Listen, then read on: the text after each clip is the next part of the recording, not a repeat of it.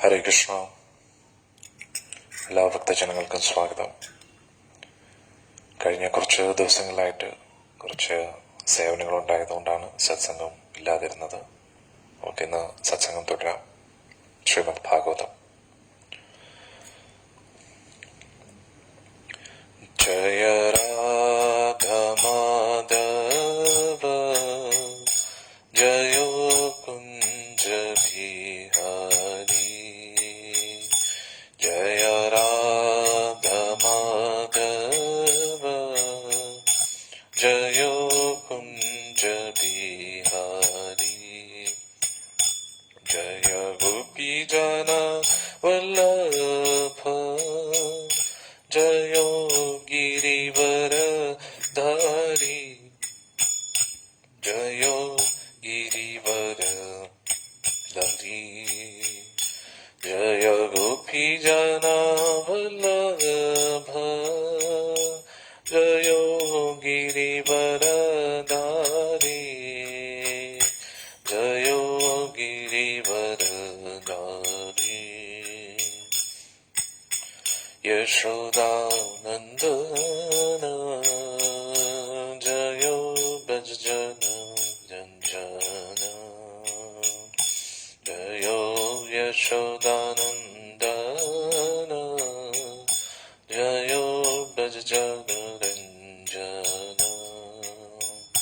ജയോ യമുനാ തീരവനചാരി. ജയോ കുഞ്ച ബിഹാരി. ജയോ യമുനാ തീരവനചാരി. ജയോ കുഞ്ച ബിഹാരി. ഹരേ കൃഷ്ണ ഹരേ കൃഷ്ണ കൃഷ്ണ കൃഷ്ണ ഹരേ ഹരേ. ഹരേ രാമ ഹരേ രാമ രാമ രാമ ഹരേ ഹരേ. ഹരേ കൃഷ്ണ കൃഷ്ണ കൃഷ്ണ ഹരേ ഹരേ. ഹരേ രാമ രാമ രാമ ഹരേ ഹരേ. ഹരേ കൃഷ്ണ കൃഷ്ണ കൃഷ്ണ ഹരേ ഹരേ. ഹരേ രാമ രാമ രാമ ഹരേ ഹരേ.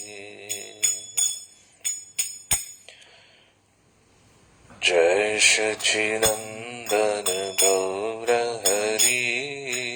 Jaya സച്ചിനന്ദന Gaura Hari. Jaya സച്ചിനന്ദന Gaura Hari. Jaya സച്ചിനന്ദന Gaura Hari. Gaura Gaura Gaura Hari. Gaura Gaura Gaura Hari. Jaya സച്ചിനന്ദന Gaura Hari. Jaya സച്ചിനന്ദന Gaura Hari. Gaura Gaura Gaura Hari. Gaura Gaura Gaura Hari. Jaya സച്ചിനന്ദന Gaura Hari. Jaya സച്ചിനന്ദന Gaura Hari. Gaura Gaura Gaura Hari. Gaura Gaura Gaura Hari. Jaya സച്ചിനന്ദന Gaura Hari. Jaya സച്ചിനന്ദന Gaura Hari. Krishna Krishna Gaura Hari. Krishna Gaura Hari. Krishna Krishna Gaura Hari. Krishna Krishna Gaura Hari. Radha Krishna Gaura Hari.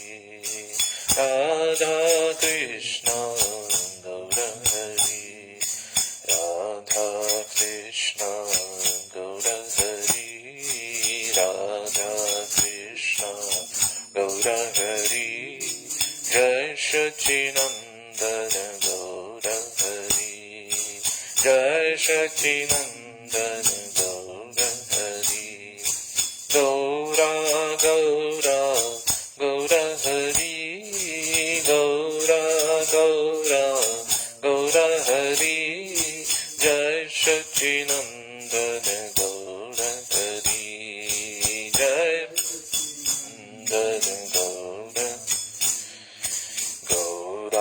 Gaura Gaura Hari, Gaura Gaura Gaura Hari, Jai Sachidananda Gaura Hari, Jai Sachidananda Gaura Hari, Gaura Gaura Gaura Hari, Gaura Gaura Gaura Hari, Jai Sachidananda Gaura Hari, Jai Sachidananda Gaura Hari, Jai Sachidananda Gaura Hari, Jai Sachidananda Gaura Hari, Radha Krishna Gaura Hari, Radha Krishna Gaura Hari,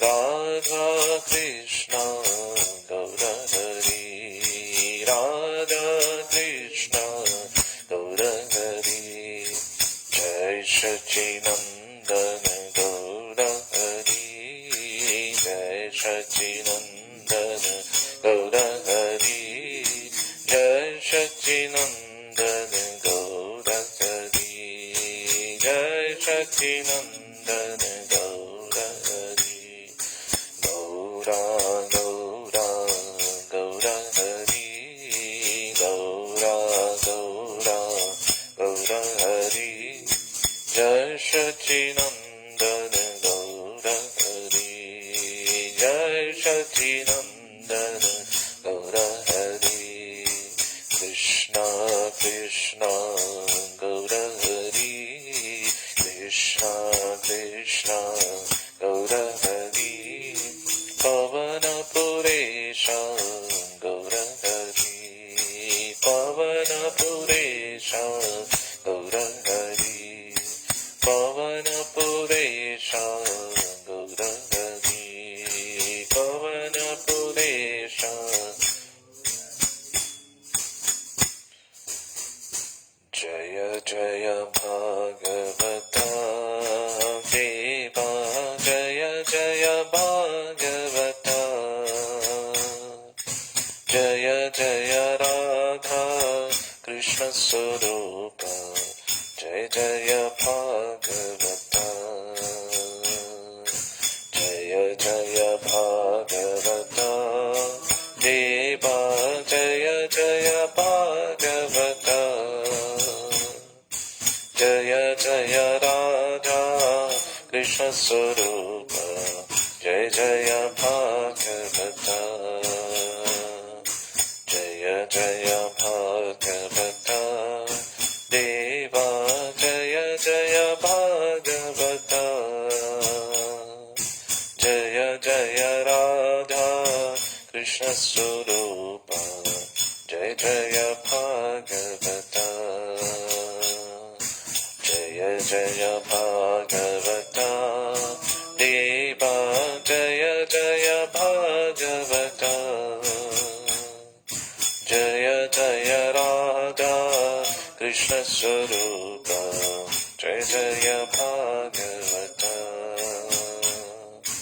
Om Jai Jagadish Hare, Swami Jai Jagadish Hare,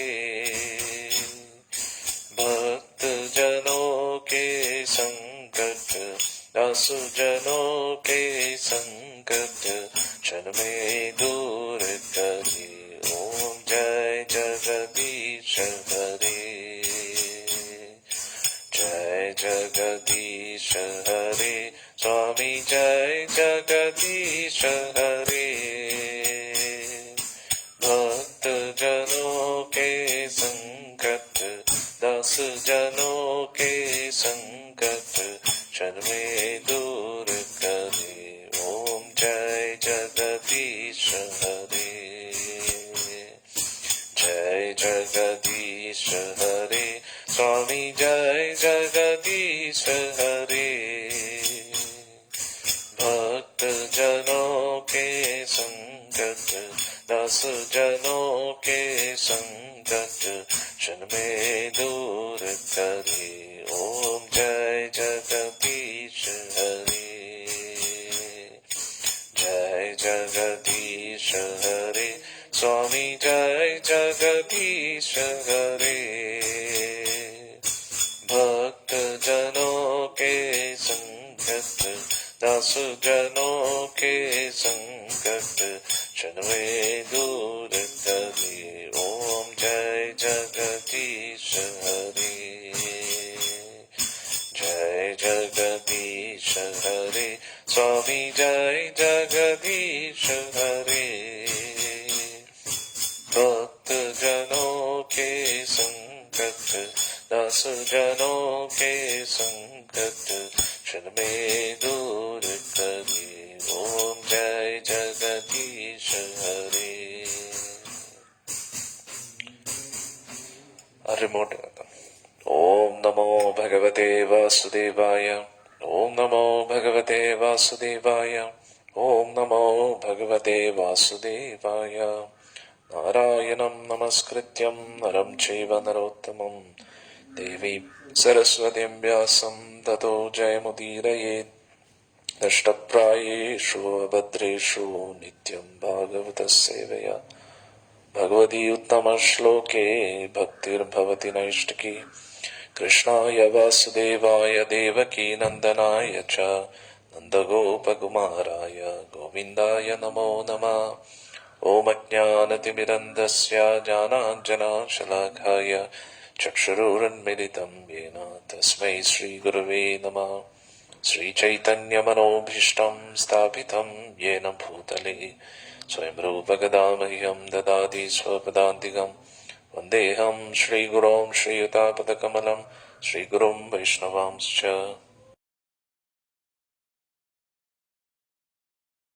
श्रीरूपं साग्रजातं सहगण रघुनाथान्वितं तं सजीवं साद्वैतं सावधूतं परिजनासहितं कृष्णचैतन्यदेवं श्रीराधा कृष्णपादान् सहगण ललिता श्रीविशाखान्वितंश्च। नमो विष्णुपादाय कृष्णपृष्ठाय भूतले श्रीमते जयपताकस्वामिनिति नामिने। नमाचार्यपादाय निताय कृपप्रदायिने गौरकथादामधाय नगरग्रामतारिणे।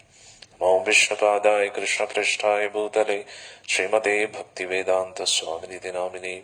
नमस्ते सारस्वते देवे गौरवाणी प्रचारिणे निर्विशेष शून्यवादी पाश्चात्यदेशतारिणे। नमो विष्णुपादाय कृष्णपृष्ठाय भूतले श्रीमते भक्तिसिद्धान्त सरस्वती नामिने। श्रीवासवानुभी देवी देताय कृपाब्धिये कृष्णसम्बन्ध विज्ञानदायिने प्रभवे नमः। माधुर्योज्ज्वल प्रेमाढ्य श्रीरूपानुगभक्तिदा श्रीगौरकरुणा शक्ति विग्रहाय नमोस्तुते। नमस्ते गौरवाणी श्रीमूर्ते दीनतारिणे रूपानुगविरधव सिद्धान्त द्वन्द्वहारिणे। नमो गौरकिशोराय साक्षात् वैराग्यमूर्तये विप्रलम्बर साम्बोधे पादाम्बुजायते नमः। नमो भक्तिविनोदाय सच्चिदानन्दनामिने गौरशक्तिस्वरूपाय रूपानुगवरायते गौराविर्भावभूमेस्तं निर्दिष्ट सज्जनप्रिया वैष्णवस्सर्वभौमा श्रीजगन्नाथाय ते नमः। नमो महावदन्याय कृष्णप्रेमप्रदायिते कृष्णाय कृष्णचैतन्यनामिने गौरद्वेषे नमः। पञ्चतत्त्वात्मकं कृष्णं भक्तरूपस्वरूपकं भक्तावतारं भक्ताख्यं नमामि भक्तशक्तिकम्। वाञ्छाकल्पतरुभ्यश्च कृपासिन्धुभ्य एव च पतितानां पावनेभ्यो वैष्णवेभ्यो नमो नमः। हे कृष्णा करुणा सिन्धो दीनबन्धो जगत्पते गोपेश गोपिका कान्त राधाकान्त नमोऽस्तुते। जयतां सुरदो बङ्गोर्मम मन्दमतेर्गतिमत्सर्वस्वपादाम्बोजो राधामदनमोहन दिव्यवृन्दारण्यकल्पद्रुमदा श्रीमद्रत्नागारसिंहासनस्थो श्रीमद्राधा श्रीलगोविन्ददेवो कृष्णानभिः सेव्यमानो स्मरामि। श्रीमण्डासरसारम्भी वंशीवटत्तरस्थिता कर्षन्वेणुस्वनेर्गोपीर्गोपीनाथश्रीस्तुना तप्तकाञ्चन गौराङ्गी राधे वृन्दावनेश्वरी वृषभानुसुते देवी प्रणमामि हरिप्रिये। जय श्री कृष्ण चैतन्य प्रभु नित्यानंद श्री अद्वैत गदाधर श्रीवासुदेव गौरभक्तवृंद। हरे कृष्णा कृष्ण कृष्ण हरे हरे, हरे राम राम राम हरे हरे, हरे कृष्ण कृष्ण कृष्ण हरे हरे, हरे राम राम राम हरे हरे, हरे कृष्ण कृष्ण कृष्ण हरे हरे, हरे राम राम राम हरे हरे। मूकं करोति वाचालं पङ्गुं लङ्घयति गिरिं यत्कृपातमहं वन्दे श्रीगुरुं दीनतारिणं परमानन्दमाधवं श्रीचैतन्यमीश्वरं। हरि ओं तत्सत्।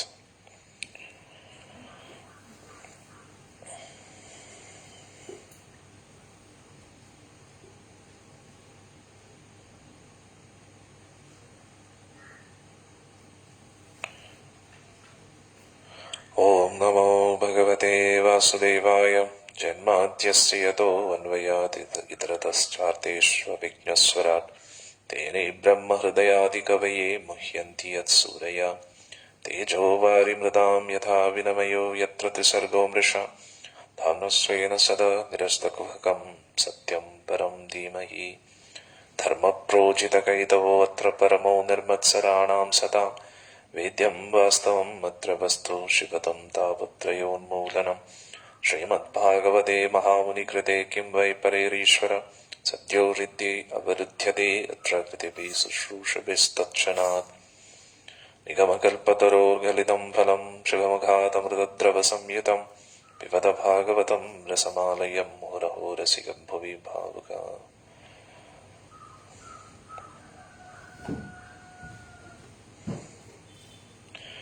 व्यासुवाच इति सम्प्रश्नसम्पृष्टो विप्राणां रौमहर्षणे प्रतिपूज्य वचस्तेषां प्रवक्तुमुपचक्रमे। सूत उवाच यं प्रव्रजन्तम् अनुपेतमपेतकृत्यं द्वैपायनो विरहकातराजुहाव। पुत्रेति तन्मयतया तरवो विनीतोस्तं सर्वबोधहृदयं मुनिमानतोऽस्मि। यस्वानुभावमखिलश्रुतिसारमेघम् अध्यात्मदीपम् अतिथिशतां तमोऽन्धं संसारिणां करुणयाः पुराणगुह्यं तं व्याससूनुमुपयामि गुरुं मुनीनां। नारायणं नमस्कृत्यं नरं चैव नरोत्तमं देवीं सरस्वतीं व्यासं ततो जयमुदीरयेत्। स वै पुंसां परो धर्मो यथो भक्तिरदोक्षजे अहेतुकीयप्रतिहता यात्मासु प्रसीदति। वासुदेवे भगवती भक्तियोगप्रयोजिता जनयति आश्रुवैराग्यं ज्ञानं च यदहेतुकम्।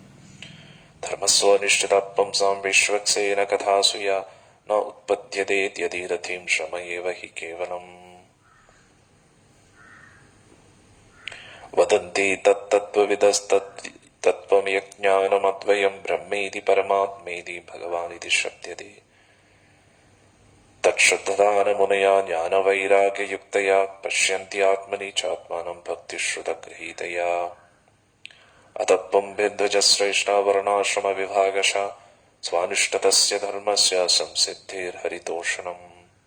तस्मादेकेन मनसा भगवान् सात्वतां पथि श्रोतव्या कीर्तितव्यश्च ध्येया पूज्यश्च नित्यता। शुश्रूषोषद्दधानस्य वासुदेवकथारुचिः स्यान्महत्सेवया विप्रा पुण्यतीर्थनिषेवनात्। शृण्वतां स्वकथा कृष्ण पुण्यश्रवणकीर्तना हृद्यन्तस्थो हि अभद्राणि वितनोति सुहृत्सताम्। नष्टप्रायेषु भद्रेषु नित्यं भागवतसेवया भगवती उत्तमश्लोके भक्तिर्भवति नैष्टिकी।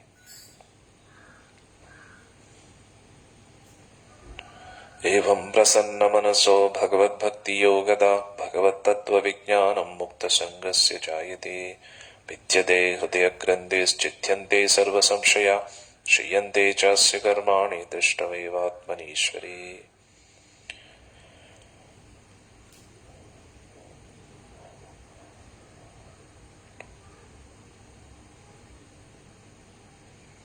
എല്ലാവരും ഒരുമിച്ച് പറയൂ. വാസുദേവ പരാവേദ, വാസുദേവ പരാമഖ, വാസുദേവ പരായോഗ, വാസുദേവ പരാക്രിയ, വാസുദേവ പരം ജ്ഞാനം, വാസുദേവ പരം തപ, വാസുദേവ പരോ ധർമ്മോ, വാസുദേവ പരാഗതി, വാസുദേവ പരാവേദ, വാസുദേവ പരാമഖ, വാസുദേവ പരായോഗ, വാസുദേവ പരാക്രിയ, വാസുദേവ പരം ജ്ഞാനം, വാസുദേവ പരം തപ, വാസുദേവ പരോ ധർമ്മോ, വാസുദേവ പരാഗതി.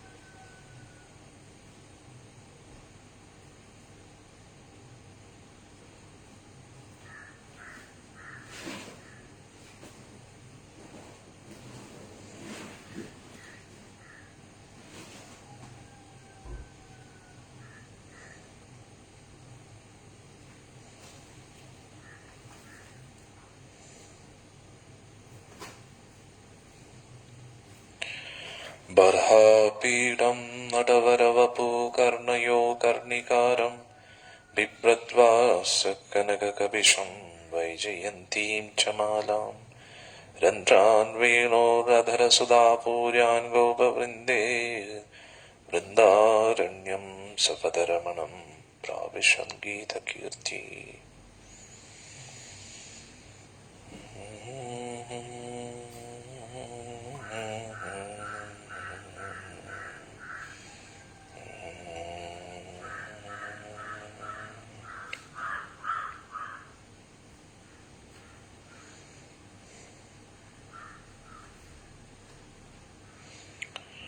തവ കഥാമൃതം തപ്തജീവനം കവിഭിരീഡിതം കൽമഷാപഹം ശ്രവണമംഗളം ശ്രീമദാതതം ഭുവി ഗൃഹന്തി യേ ഭൂരിദാ ജനാ. തവ കഥാമൃതം തപ്തജീവനം കവിഭിരീഡിതം കൽമഷാപഹം ശ്രവണമംഗളം ശ്രീമദാതതം ഭുവി ഗൃഹന്തി യേ ഭൂരിദാ ജനാ. ഹരേ കൃഷ്ണ. ശ്രീമദ് ഭാഗവത്തെ പോലെ മധുരമായിട്ടൊരു ഗ്രന്ഥം ഈ പ്രപഞ്ചത്തിൽ വേറെയില്ല. ഭഗവാനുമായിട്ട് നമ്മളെ കണക്ട് ചെയ്യാൻ ഇത്രയും ഉത്തമമായിട്ടുള്ള ഗ്രന്ഥം വേറെയില്ല. നമ്മുടെ എല്ലാ പ്രശ്നങ്ങൾക്കും പരിഹാരം ശ്രീമദ് ഭാഗവത്തിലുണ്ട്.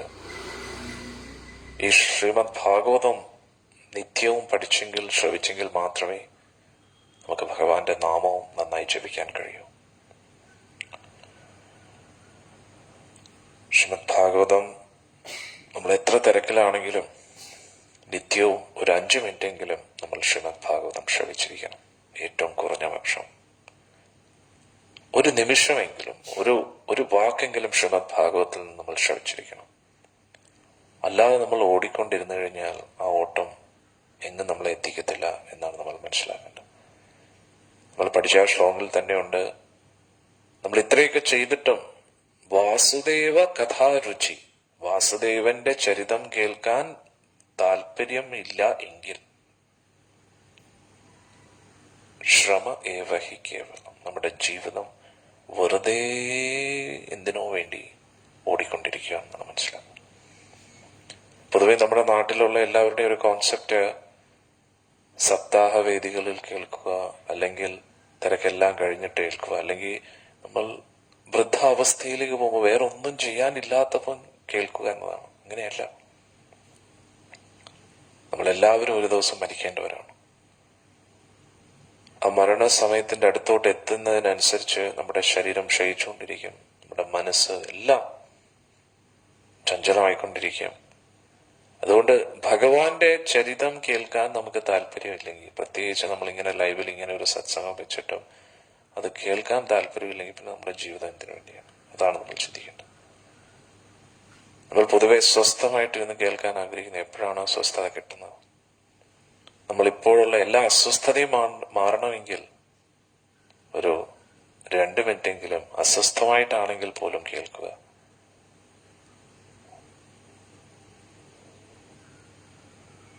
ഈ ഒരു നാരായണീയം വായിക്കുന്നത് ദിവസം അതിന് തുല്യമാവോ? അത് ഒരിക്കലും ആവത്തില്ല. കാരണം ശ്രീമദ് ഭാഗവതം അത് ഭാഗവതമാണ്. ഗുരുവായൂരപ്പന് വേണ്ടി ഒരു സ്പെഷ്യലായിട്ടൊരു മേൽപ്പത്തൂർ നാരായണ ഭട്ടതിരിപ്പാടിന്റെ ഒരു സമർപ്പണമാണ് നാരായണീയം എന്ന് പറയുന്നത്.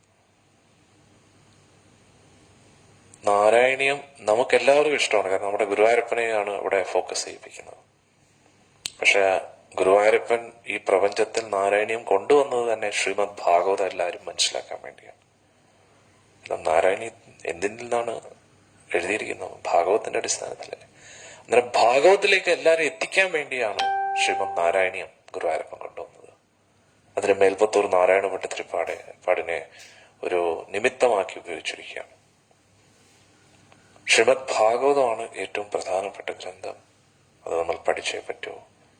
പഠിക്കാൻ നമുക്ക് പറ്റിയില്ല എങ്കിൽ കേൾക്കണം.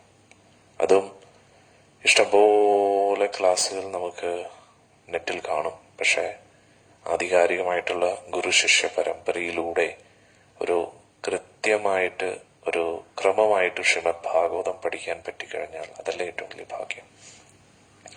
അങ്ങനെയുള്ള ഗുരു ശിഷ്യ പരമ്പരയിലൂടെ 12 സ്കന്ധങ്ങൾ നമ്മൾ കേട്ടു കഴിഞ്ഞാൽ ഇനി ഒരു ജന്മം ഈ ലോകത്തില്ല. ആദ്യത്തെ സ്കന്ധം മുതൽ അവസാനത്തെ സ്കന്ധം വരെ ഓരോ ശ്ലോകം അതിന്റെ അർത്ഥം മനസ്സിലാക്കി നമ്മൾ ശ്രവിച്ചു കഴിഞ്ഞാൽ ഇനി ഒരു ജന്മം നമുക്ക് ഈ ലോകത്തില്ല. അതാണ് ശ്രീമദ് ഭാഗവതത്തിന്റെ മഹാത്മ്യം. അതുകൊണ്ട് നിത്യവും ഈ നടക്കുന്ന ശ്രീമദ് ഭാഗവതം എല്ലാവരും ശ്രവിക്കാൻ ശ്രമിക്കുക. കാരണം ഇതിലൂടെ നിങ്ങൾക്ക് ഒരുപാട് അനുഗ്രഹങ്ങൾ കിട്ടും എന്ന് എനിക്ക് പറയാൻ കഴിയൂ. ഇതിൽ കൊള്ളൊന്നും പറയാൻ കഴിയില്ല. ഇതെന്റെ സത്സംഗത്തിൽ ലൈവിൽ വരാൻ വേണ്ടി ഞാൻ പറയുന്നതല്ല. ഞാൻ ഗുരു ശിഷ്യ പരമ്പരയിലൂടെ പറയുന്ന കാര്യങ്ങൾ നിങ്ങൾക്ക് മനസ്സിലായാലും ഇല്ലെങ്കിലും ചുമ്മാ കേട്ടാൽ പോലും അതിലൂടെ അനുഗ്രഹം കിട്ടുന്നു. അങ്ങനെയാണെങ്കിൽ ശ്രദ്ധിച്ചിരുന്ന് കേട്ടു കഴിഞ്ഞാൽ എന്തുമാത്രം അനുഗ്രഹം കിട്ടും. നമ്മൾ പല പല ഓട്ടത്തിന്റെ ഇടയിലാണ്. ഇതൊക്കെ എന്ന് തീരാണ്? ഒരിക്കലും തീരത്തില്ല. എല്ലാ ദിവസവും എത്ര വർഷങ്ങൾ കഴിഞ്ഞാലും മരിക്കുന്നതിന് ഒരു നിമിഷം പോലും നമുക്ക് പല ഓപ്ഷൻസും കാണും. ഇത് ചെയ്യാൻ, അത് ചെയ്യാൻ, ഇത് ചെയ്യണം, അത് ചെയ്യണം. അപ്പോഴും ഒരു പക്ഷെ നമ്മൾ ഭഗവാന്റെ നാമം ജപിക്കത്തില്ല. മരണം അടുത്തെത്തിയിരിക്കുകയായിരിക്കും. ഒരു നിമിഷം മാത്രമേ കാണൂ മരിക്കാനായിട്ട്.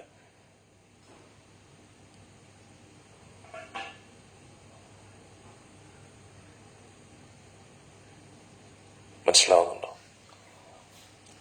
അതുകൊണ്ട് നമ്മൾ ഒരു നിമിഷം മരിക്കാൻ ഇനി ഒരു നിമിഷമേ ബാക്കിയുള്ളൂ എങ്കിൽ പോലും നമ്മൾ ഒരുപക്ഷെ ഭഗവാന്റെ കാര്യം തിരഞ്ഞെടുക്കത്തില്ല. ആ നിമിഷം പോലും നമ്മൾ പല പല കാര്യങ്ങളായിരിക്കും ചിന്തിക്കുന്നത്. വീട്ടിലെ കാര്യം എന്താവും, ഇതെന്താവും, അതെന്താവും, ഇനി എന്റെ കാര്യം എന്തായിരിക്കും, അങ്ങനെ ആയിരിക്കും ചിന്തിക്കുന്നത്. അങ്ങനെ എപ്പോഴാണ് നമ്മൾ ഈ ഭാഗവതമൊക്കെ കേൾക്കുന്നത്? അതുകൊണ്ട് നിത്യവും നമ്മൾ ഈ ഒരു രോഗം മാറാനായിട്ട് മരുന്ന് കഴിക്കുന്നത് പോലെ നിത്യവും ഭാഗവതം കേൾക്കുകയും നാമം ജപിക്കുകയും ചെയ്യുമ്പോൾ തന്നെ നമ്മുടെ ഭവരോഗം മാറും. എന്താണ് ഈ ഭവരോഗം? ഈ ഭൗതിക ലോകവുമായിട്ട് നമ്മളെ ബന്ധിപ്പിക്കുന്ന ആഗ്രഹങ്ങൾ, ആസക്തികൾ, ഇതിൽ നമുക്ക് പുറത്തു വരാൻ കഴിയും. അതാണ് നമ്മളെ ഏറ്റവും വലിയ കുഴപ്പത്തിലാക്കുന്നത്. ഭഗവാൻ നമ്മുടെ ഹൃദയത്തിൽ തന്നെയുണ്ട്. ഗുരുവായൂരപ്പൻ നമ്മുടെ ഹൃദയത്തിൽ ഇരിക്കുകയാണ്. എല്ലാവരുടെയും സർവ്വചരാചരങ്ങളുടെ ഹൃദയത്തിൽ ഇരിക്കുകയാണ്. പക്ഷെ നമുക്ക് ഭഗവാനെ കാണാൻ കഴിയില്ല. കാരണം ഞാൻ സത്സംഗത്തിൽ എപ്പോഴും പറയുന്ന പോലെ വേറെ പലതും നമ്മൾ കാണാൻ ആഗ്രഹിക്കുന്നു. ഈ ലോകവുമായിട്ട് ബന്ധപ്പെട്ട പല പല ആഗ്രഹങ്ങൾ നമ്മുടെ ഹൃദയത്തിൽ ഇപ്പോഴും ഇരിക്കുന്നിടത്തോളം കാലം ഭഗവാനെ നമുക്ക് കാണാൻ കഴിയില്ല. എന്നാണോ ആ ആഗ്രഹങ്ങൾ പൂർണ്ണമായിട്ടും ഇല്ലാതാകുന്നത്. പുറമെ നമ്മൾ സന്യാസിയാണെങ്കിലും ബ്രഹ്മചാരിയാണെങ്കിലും ഗൃഹസ്ഥനാണെങ്കിലും ആരായാലും, ഞാൻ ഇതൊക്കെ സത്സംഗത്തിൽ ഭക്തരോട് പറയുമ്പോൾ, സ്വാമിജി അത് ഇതായതുകൊണ്ടാണ് കേട്ടോ, അതായത് കൊണ്ടാണോ, അതൊന്നുമല്ല ഞാൻ സംസാരിക്കുന്നത്, ഹൃദയത്തിലെ കാര്യമാണ് ഞാൻ പറയുന്നത്.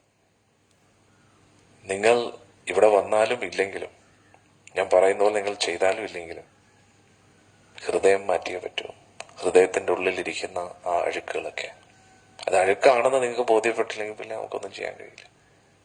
നമ്മുടെ ഹൃദയത്തിൽ നിന്നും ഈ ലോകവുമായിട്ട് ബന്ധപ്പെട്ട എല്ലാ ആഗ്രഹങ്ങളും, അത് നിങ്ങൾ എവിടെയാണെങ്കിലും എവിടെ ഇരിക്കുകയാണെങ്കിലും, എന്നാണോ ഉള്ളിലുള്ള ആഗ്രഹങ്ങളൊക്കെ പൂർണ്ണമായിട്ട് മാറുന്നത്, അപ്പോൾ മാത്രമേ നമുക്ക് ഭഗവാനെ കാണാൻ കഴിയൂ. അതിനു വേണ്ടിയുള്ള ഒരു പരിശീലനമാണ് നമുക്ക് ഗുരു ശിഷ്യ പരമ്പരയിലൂടെ ലഭിക്കുന്നത്. അതിനു വേണ്ടിയാണ് ഈ ശ്രീമദ് ഭാഗവതമൊക്കെ. അതുകൊണ്ട് help yourself to get the help. അതായത് നിങ്ങൾ സ്വയം നിങ്ങളെ സഹായിക്കണം, നമ്മളുടെ സഹായം നിങ്ങൾക്ക് ലഭിക്കാനായിട്ട്. മനസ്സിലാവുന്നുണ്ടോ? അതായത് ഒരു പേഷ്യന്റ് ഒരു ഡോക്ടറിന്റെ അടുത്ത് വരുമ്പോൾ പേഷ്യന്റ് ഡോക്ടറുമായിട്ട് സഹകരിക്കണം. കാരണം പേഷ്യന്റിന് ആദ്യം മനസ്സിലാവേണ്ടത് ഇത് എനിക്ക് വേണ്ടിയാണ് ഈ ട്രീറ്റ്മെന്റ് നടക്കുന്നത് എന്നാണ്.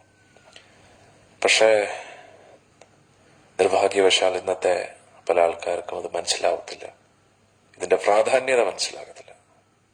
അത് അവരുടെയും തെറ്റല്ല, കാരണം കൂടുതലും ഭാഗവത്തിന്റെ പേരിൽ എന്തോ ഒരു പ്രഹസനമാണ് ഇന്നത്തെ കാലത്ത് നടക്കുന്നത്. അതുകൊണ്ട് ആധികാരികമായിട്ടുള്ള ഭാഗവതം കേൾക്കാനുള്ള അവസരം ലഭിച്ചാലും അവരുടെ ഉള്ളിൽ ഇതും എന്തോ ഒരു ഉദ്ദേശം കൊണ്ട് ചെയ്യുന്നതായിട്ട് അവർക്ക് തോന്നും, തെറ്റിദ്ധാരണ. പക്ഷേ കള്ളനോട്ട് ഉണ്ട് എന്നതിന്റെ അർത്ഥം ഒറിജിനൽ നോട്ട് ഇല്ല എന്നല്ലല്ലോ, അല്ലേ? കുറെ കള്ളനോട്ടുകളുണ്ട്. അതിൽ നിന്ന് ഒറിജിനൽ നോട്ട് തിരഞ്ഞെടുക്കാനുള്ള ഒരു കോമൺ സെൻസ് നമുക്കുണ്ടായിരിക്കണം, നമുക്കതിനുള്ള ഒരു വിവേചന ബുദ്ധി ഉണ്ടായിരിക്കണം. അല്ലെങ്കിൽ പിന്നെ നമ്മളെല്ലാം കള്ളനോട്ടാണെന്ന് പറഞ്ഞ് തള്ളിക്കളഞ്ഞാൽ പിന്നെ നമ്മുടെ ഈ കാശ് കാണത്തില്ല. അതേപോലെ കണ്ണിന് തിമിരം ബാധിച്ചു കഴിഞ്ഞാൽ കണ്ണ് കുത്തി കളയുകയല്ലല്ലോ ചെയ്യേണ്ടത്, തിമിരമാണ് മാറ്റേണ്ടത്. അതേപോലെ ശ്രീമദ് ഭാഗവത്തിലൂടെ ഉള്ളു രക്ഷ. പക്ഷെ ആ ശ്രീമദ് ഭാഗവതം ആധികാരികമായിട്ടുള്ള ഗുരുശിഷ്യ പരമ്പരയിലൂടെ ശ്രവിക്കുക എന്നത് നിങ്ങളുടെ ഉത്തരവാദിത്വമാണ്. ആ ഉത്തരവാദിത്വം, അതിലൂടെ നേട്ടം ഉണ്ടായാൽ അത് നിങ്ങൾക്കാണ്, അത് ചെയ്തില്ലെങ്കിൽ നഷ്ടവും നിങ്ങൾക്കാണ്. അതാണ് നിങ്ങൾ മനസ്സിലാക്കേണ്ടത്. എല്ലാ ദിവസവും 8 മണിക്ക് നമ്മളിവിടെ ഒത്തുകൂടുന്നത് എന്റെ കാര്യങ്ങൾ ചർച്ച ചെയ്യാനോ എന്റേതായിട്ടുള്ള മാലിന്യങ്ങളോ അല്ലെങ്കിൽ എന്റേതായിട്ടുള്ള ഊഹാപോഹങ്ങൾ നിങ്ങളുടെ മേൽ അടിച്ചേൽപ്പിക്കാൻ വേണ്ടിയല്ല നമ്മളിവിടെ വരുന്നത്. നിങ്ങൾ കുറച്ചു ദിവസം ലൈവിൽ വന്ന് കേട്ട് നോക്കൂ. ഞാൻ ആദ്യമായിട്ട് കേൾക്കുന്നവരോടാണ് പറയുന്നത്, അല്ലെങ്കിൽ സ്ഥിരമായിട്ട് കേൾക്കാത്തവരോടാണ് ഞാൻ ഇത് പറയുന്നത്. എല്ലാ ദിവസവും 8 മണിക്ക് ഇതിൽ വന്ന് നോക്കൂ. ചില വ്യക്തികൾ പറയുമോ നമുക്ക് ഫേസ്ബുക്ക് ഒന്നും ഇല്ല, നമ്മളിങ്ങനെ ലൈവ് ഒന്നും ഇല്ല. നല്ല കാര്യം എവിടെ കിട്ടിയാലും അതിനു വേണ്ടി എന്തും ചെയ്യാൻ നമ്മൾ തയ്യാറായിരിക്കും. അതാണ് നമ്മൾ മനസ്സിലാക്കേണ്ടത്. നമ്മൾ ഒരു സപ്താഹ വേദി, പണ്ടൊക്കെ എന്ന് പറഞ്ഞു കഴിഞ്ഞാൽ ഒരു സപ്താഹം നടക്കുമെന്ന് പറഞ്ഞാൽ എത്ര അപൂർവമായിട്ടുള്ള കാര്യമാണ്, വർഷത്തിലൊരിക്കൽ മാത്രമാണ്. ഇതൊരു സപ്താഹം മാത്രമല്ലല്ലോ, ഇത് നിത്യവും ഭാഗവതമാണ്. നിത്യവും ഭാഗവതം എവിടെയാണ് നടക്കുന്നത്, ആരാണ് ചെയ്യുന്നത് ഇങ്ങനെ? അതുകൊണ്ട് നിത്യവും ലൈവിൽ ഭാഗവതം കേൾക്കാനുള്ള ഒരു സൗഭാഗ്യം ലഭിച്ചിട്ടും അതിന്റെ മുമ്പിൽ നമ്മൾ അമാന്ത്യം കാണിക്കുകയാണ്, അലസത കാണിക്കുകയാണെങ്കിൽ നമ്മളെപ്പോലെ ഒരു നിർഭാഗ്യര് വേറെ ആരുമില്ല എന്ന് മനസ്സിലാക്കും. അതുപോലെ ലൈവായിട്ട് തന്നെ കേൾക്കുമ്പോൾ അതിൻ്റെതായിട്ടുള്ള മഹത്വം ഉണ്ടെന്ന് മനസ്സിലാക്കുക. കാരണം ഇപ്പോൾ നടന്നുകൊണ്ടിരിക്കുകയാണല്ലോ അത്. റെക്കോർഡിംഗ് ആയിട്ട് കേൾക്കുമ്പോൾ നമുക്ക് തന്നെ ആ റെക്കോർഡിംഗ് എപ്പോൾ വേണമെങ്കിലും കേട്ടാലും മതിയല്ലോ. നമ്മളിപ്പം തിരക്കിലാണ് സ്വാമിജിക്ക് വേറെ ജോലിയൊന്നുമില്ല, അവിടെ കുത്തിയിരുന്ന് സംസാരിച്ച പോലെ എന്നാണ് നമ്മൾ മനസ്സിലായത്. അങ്ങനെയൊക്കെ ചിന്തിച്ചു കഴിഞ്ഞാൽ നഷ്ടം ആർക്കാണെന്ന് ആലോചിക്കുക. നമ്മൾ ഈ പറയുന്ന ബുദ്ധിപരമായിട്ട് 8 മണിക്ക് മുമ്പേ തന്നെ എല്ലാ ഉത്തരവാദിത്തങ്ങളും കംപ്ലീറ്റ് ചെയ്തിട്ട് സ്വസ്ഥമായിട്ടിരുന്ന ഭഗവാനെ കുറിച്ച് കേൾക്കുക. അതാണ് ബുദ്ധിശാലികൾ. അല്ലാതെ രാവിലെ മുതൽ രാത്രി വരെ കഴുതയെ പോലെ ഓടാനാണെങ്കിൽ ആർക്കാ നഷ്ടമൊന്നും ചിന്തിക്കുക. രാവിലെ മുതൽ രാത്രി വരെ ജോലിയുടെ പുറകിലാണ്, പക്ഷെ എന്തെങ്കിലും നടന്നു എന്ന് വെച്ചാൽ ഒന്നുമില്ല, എന്തെങ്കിലും കൈ കിട്ടിയെന്ന് വെച്ചാൽ അതുമില്ല, ഒന്നുമില്ല, എല്ലാം വെറുതെ പോയിക്കൊണ്ടിരിക്കുക. അതുകൊണ്ട് എല്ലാ ദിവസവും ഏറ്റവും കുറഞ്ഞ പക്ഷം 8 മണി മുതൽ 9-9:30 വരെയുള്ള ആ സമയം മാറ്റിവെക്കണം നമ്മൾ ഭഗവാന് വേണ്ടി. നമുക്ക് എല്ലാവർക്കും 24 മണിക്കൂറാണ് കിട്ടുന്നത്. 24 മണിക്കൂറിൽ എന്തോ പറയുന്നേ, ഒരു 12 മണിക്കൂർ വെറുതെ കളഞ്ഞു കുളിച്ചാലും, ഉറങ്ങിയും അങ്ങോട്ടും കറങ്ങി ഇങ്ങോട്ടും കറങ്ങി, ബാക്കി 12 മണിക്കൂർ നമ്മുടെ കയ്യിലുണ്ട്. അതിൽ 8 മണിക്കൂർ നിങ്ങളുടെ ജോലി ഉപജീവനം എന്തോ ആണെങ്കിലും അതിന്റെ പുറകെ നടക്കുക. ബാക്കി ഒരു 4 മണിക്കൂറില്ലേ, അതെങ്കിലും ഭഗവാന് വേണ്ടി കൊടുത്തൂടെ? അതിൽ 2 മണിക്കൂർ ഭഗവാന്റെ തിരുനാമം ജപിക്കാനും ഒരു 2 മണിക്കൂർ ഭാഗവതം കേൾക്കാനും അത് നമ്മൾ ചെയ്യണ്ടേ? ഇല്ലെങ്കിൽ പിന്നെ നമ്മൾ എന്ത് ഭക്തരാണ്? നമ്മൾ കൃഷ്ണഭക്തര എന്ന് പറഞ്ഞു കിടക്കുന്നു. ഭാഗവതം കേൾക്കാൻ സമയമില്ല, ജപിക്കാൻ സമയമില്ല, ബാക്കി ടൈം പാസ് ചെയ്യാൻ എല്ലാം സമയമുണ്ട്. എല്ലാത്തിനും നമ്മുടെ ഈ സമയമുണ്ട്. ഭാഗവതം കേൾക്കാൻ സമയമില്ല, ജപിക്കാൻ സമയമില്ല. ഇന്നലെ നമ്മുടെ ഗ്രൂപ്പിലുള്ള ഓരോ ഭക്തരുമായിട്ട് ഞാൻ ഇങ്ങനെ വിളിച്ചുകൊണ്ടിരിക്കുകയാണ്, സംസാരിച്ചുകൊണ്ട്. ചില ഭക്തർ സ്വാമി വലിയ പ്രശ്നങ്ങളാണ്, അതുകൊണ്ട് ജപം പോലും ഇപ്പൊ ഇല്ല. ഏറ്റവും വലിയ മണ്ടത്തരമല്ലേ? പ്രശ്നങ്ങൾ വരുമ്പോഴാണ് കൂടുതൽ ജപിക്കേണ്ടത്. പ്രശ്നങ്ങൾ വന്നത് എന്തുകൊണ്ടാണ്? ജപിക്കാത്തതുകൊണ്ടാണ്. എവിടെ സൂര്യനുണ്ടോ അവിടെ അന്ധകാരമില്ല. സൂര്യനുള്ളിടത്ത് അന്ധകാരമില്ല. അതിന്റെ അർത്ഥം ഭഗവാൻ ഉണ്ടെങ്കിൽ, ദൈവാധീനം നമ്മുടെ ജീവിതത്തിലുണ്ടെങ്കിൽ ഒരിക്കലും പ്രശ്നങ്ങൾ നമ്മളെ അധികം ബാധിക്കത്തില്ല എന്ന് മനസ്സിലാക്കുക. പ്രശ്നങ്ങൾ നമ്മുടെ ജീവിതത്തിൽ വരുന്നതിന്റെ പ്രധാന കാരണം നമ്മൾ ഭഗവാനിൽ നിന്ന് അകന്നു പോകുന്നു എന്നാണ്. അതിന്റെ അർത്ഥം ഭക്തരുടെ ജീവിതത്തിൽ പ്രശ്നങ്ങൾ വരുന്നില്ല എന്നല്ല, പ്രശ്നങ്ങൾ വരും. പക്ഷെ അതിനെ അവർക്ക് സഹിക്കാനും ക്ഷമിക്കാനും പറ്റും. ആ പ്രശ്നങ്ങളുടെ നടുവിൽ അവരുടെ ജപം ഒന്നും മുടങ്ങാറില്ല. അത്തരം പ്രശ്നങ്ങളുടെ പേരിൽ ജപം മുടക്കുന്നതിന്റെ അർത്ഥം നമ്മൾ നല്ല സുഖസൗകര്യത്തിൽ ഇരുന്നപ്പോഴും ജപിച്ചിട്ടില്ല എന്നതാണ് പരമാർത്ഥം. അതുകൊണ്ടാണ് പ്രശ്നങ്ങൾ കാഠിന്യത തോന്നുന്നത്. അതുകൊണ്ട് തന്നെ ജപം മുടങ്ങുന്നു, പ്രശ്നങ്ങൾ ഇനിയും രൂക്ഷമാകുന്നില്ല. എത്രത്തോളം ജപിക്കുന്ന മാല കുറയുന്നോ അത്രത്തോളം പ്രശ്നങ്ങൾ കൂടുമെന്ന് മനസ്സിലാക്കുക. എത്രത്തോളം ജപം കൂടുന്നുവോ, എത്രത്തോളം ജപിക്കുന്ന ആ സംഖ്യ കൂട്ടുന്നോ അത്രത്തോളം പ്രശ്നങ്ങൾ കുറയും. പിന്നെ ജപിക്കുന്നവർക്ക്, നിത്യവും 16 മാല ജപിക്കുന്നവർക്ക് പ്രശ്നം ഒരേപോലെ തോന്നും. കാരണം എന്താ? ജപിച്ചില്ലായിരുന്നുവെങ്കിൽ പ്രശ്നം എങ്ങനെയായിരുന്നു എന്ന് നിങ്ങൾക്ക് അറിയാത്തതുകൊണ്ടാണ് നിങ്ങൾക്ക് അങ്ങനെ തോന്നുന്നത്. അതായത് നിത്യവും 16 മാല ജപിക്കുന്നവരുടെ ജീവിതത്തിൽ പ്രശ്നങ്ങൾ വരുമ്പോൾ നമ്മൾ വിചാരിക്കും, എന്താ ജപിച്ചിട്ടും പ്രശ്നങ്ങൾ തീരാത്തത്? അങ്ങനെ ജപിക്കാതിരുന്നുവെങ്കിൽ പ്രശ്നം എത്രത്തോളം രൂക്ഷമായിരുന്നേ എന്ന് നമുക്ക് അറിഞ്ഞുകൂടാ. അതുകൊണ്ടാണ് നമ്മൾ അതിനെ വളരെ നിസ്സാരമായിട്ട് കാണുന്നത്. പക്ഷെ നമ്മൾ മനസ്സിലാക്കേണ്ടത്, 16 മാല ജപിക്കുന്ന വ്യക്തികൾക്ക് പ്രശ്നങ്ങൾ അധികം ബാധിക്കത്തില്ല. അതായത് ഒരു മുറിക്കകത്ത് AC ഓൺ ചെയ്തിരിക്കുന്ന വ്യക്തിക്ക് ഒരിക്കലും ചൂടെന്താണെന്ന്, പുറം ലോകത്ത് എത്രത്തോളം ചൂടുണ്ടെന്ന് അറിയാൻ കഴിയില്ല.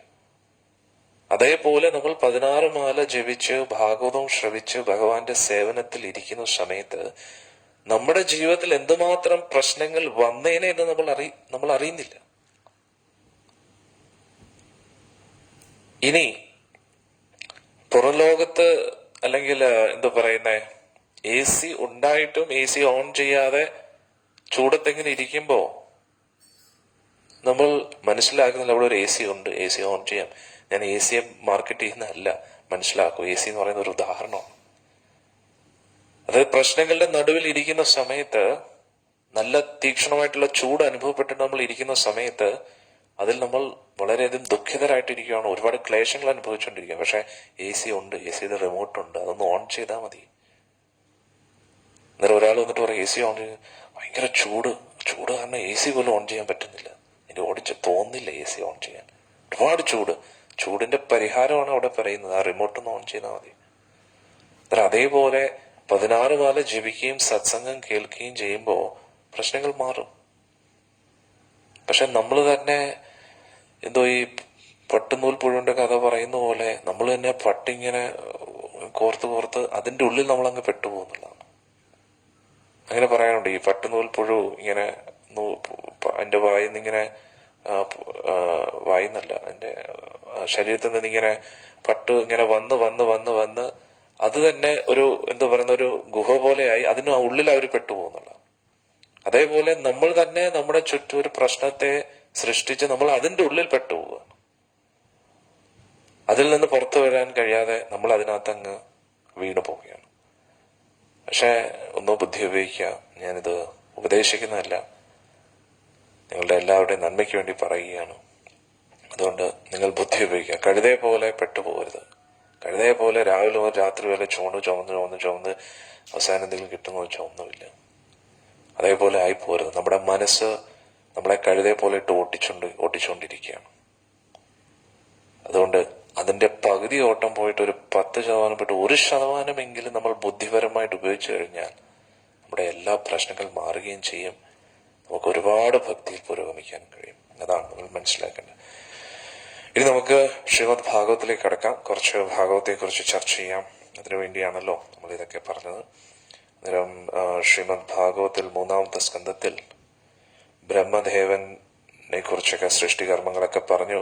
അതിനുശേഷം വരാഹസ്വാമിയുടെ ലീല വളരെ വിശദമായിട്ടൊന്ന് പറഞ്ഞു നൽകണേ എന്ന് വിതുരർ പറയുകയാണ്. അങ്ങനെ മൈത്രി ഋഷി പറഞ്ഞു തുടങ്ങുകയാണ്. എങ്ങനെ ദിതി ദേവി ഗർഭവതിയായി സന്ധ്യാസമയത്ത്, അശുഭ സമയത്ത് ഗർഭവതിയായി, അത് ദിതി ദേവിക്ക് ഒരുപാട് വിഷമം തോന്നി, കുറ്റബോധം തോന്നി.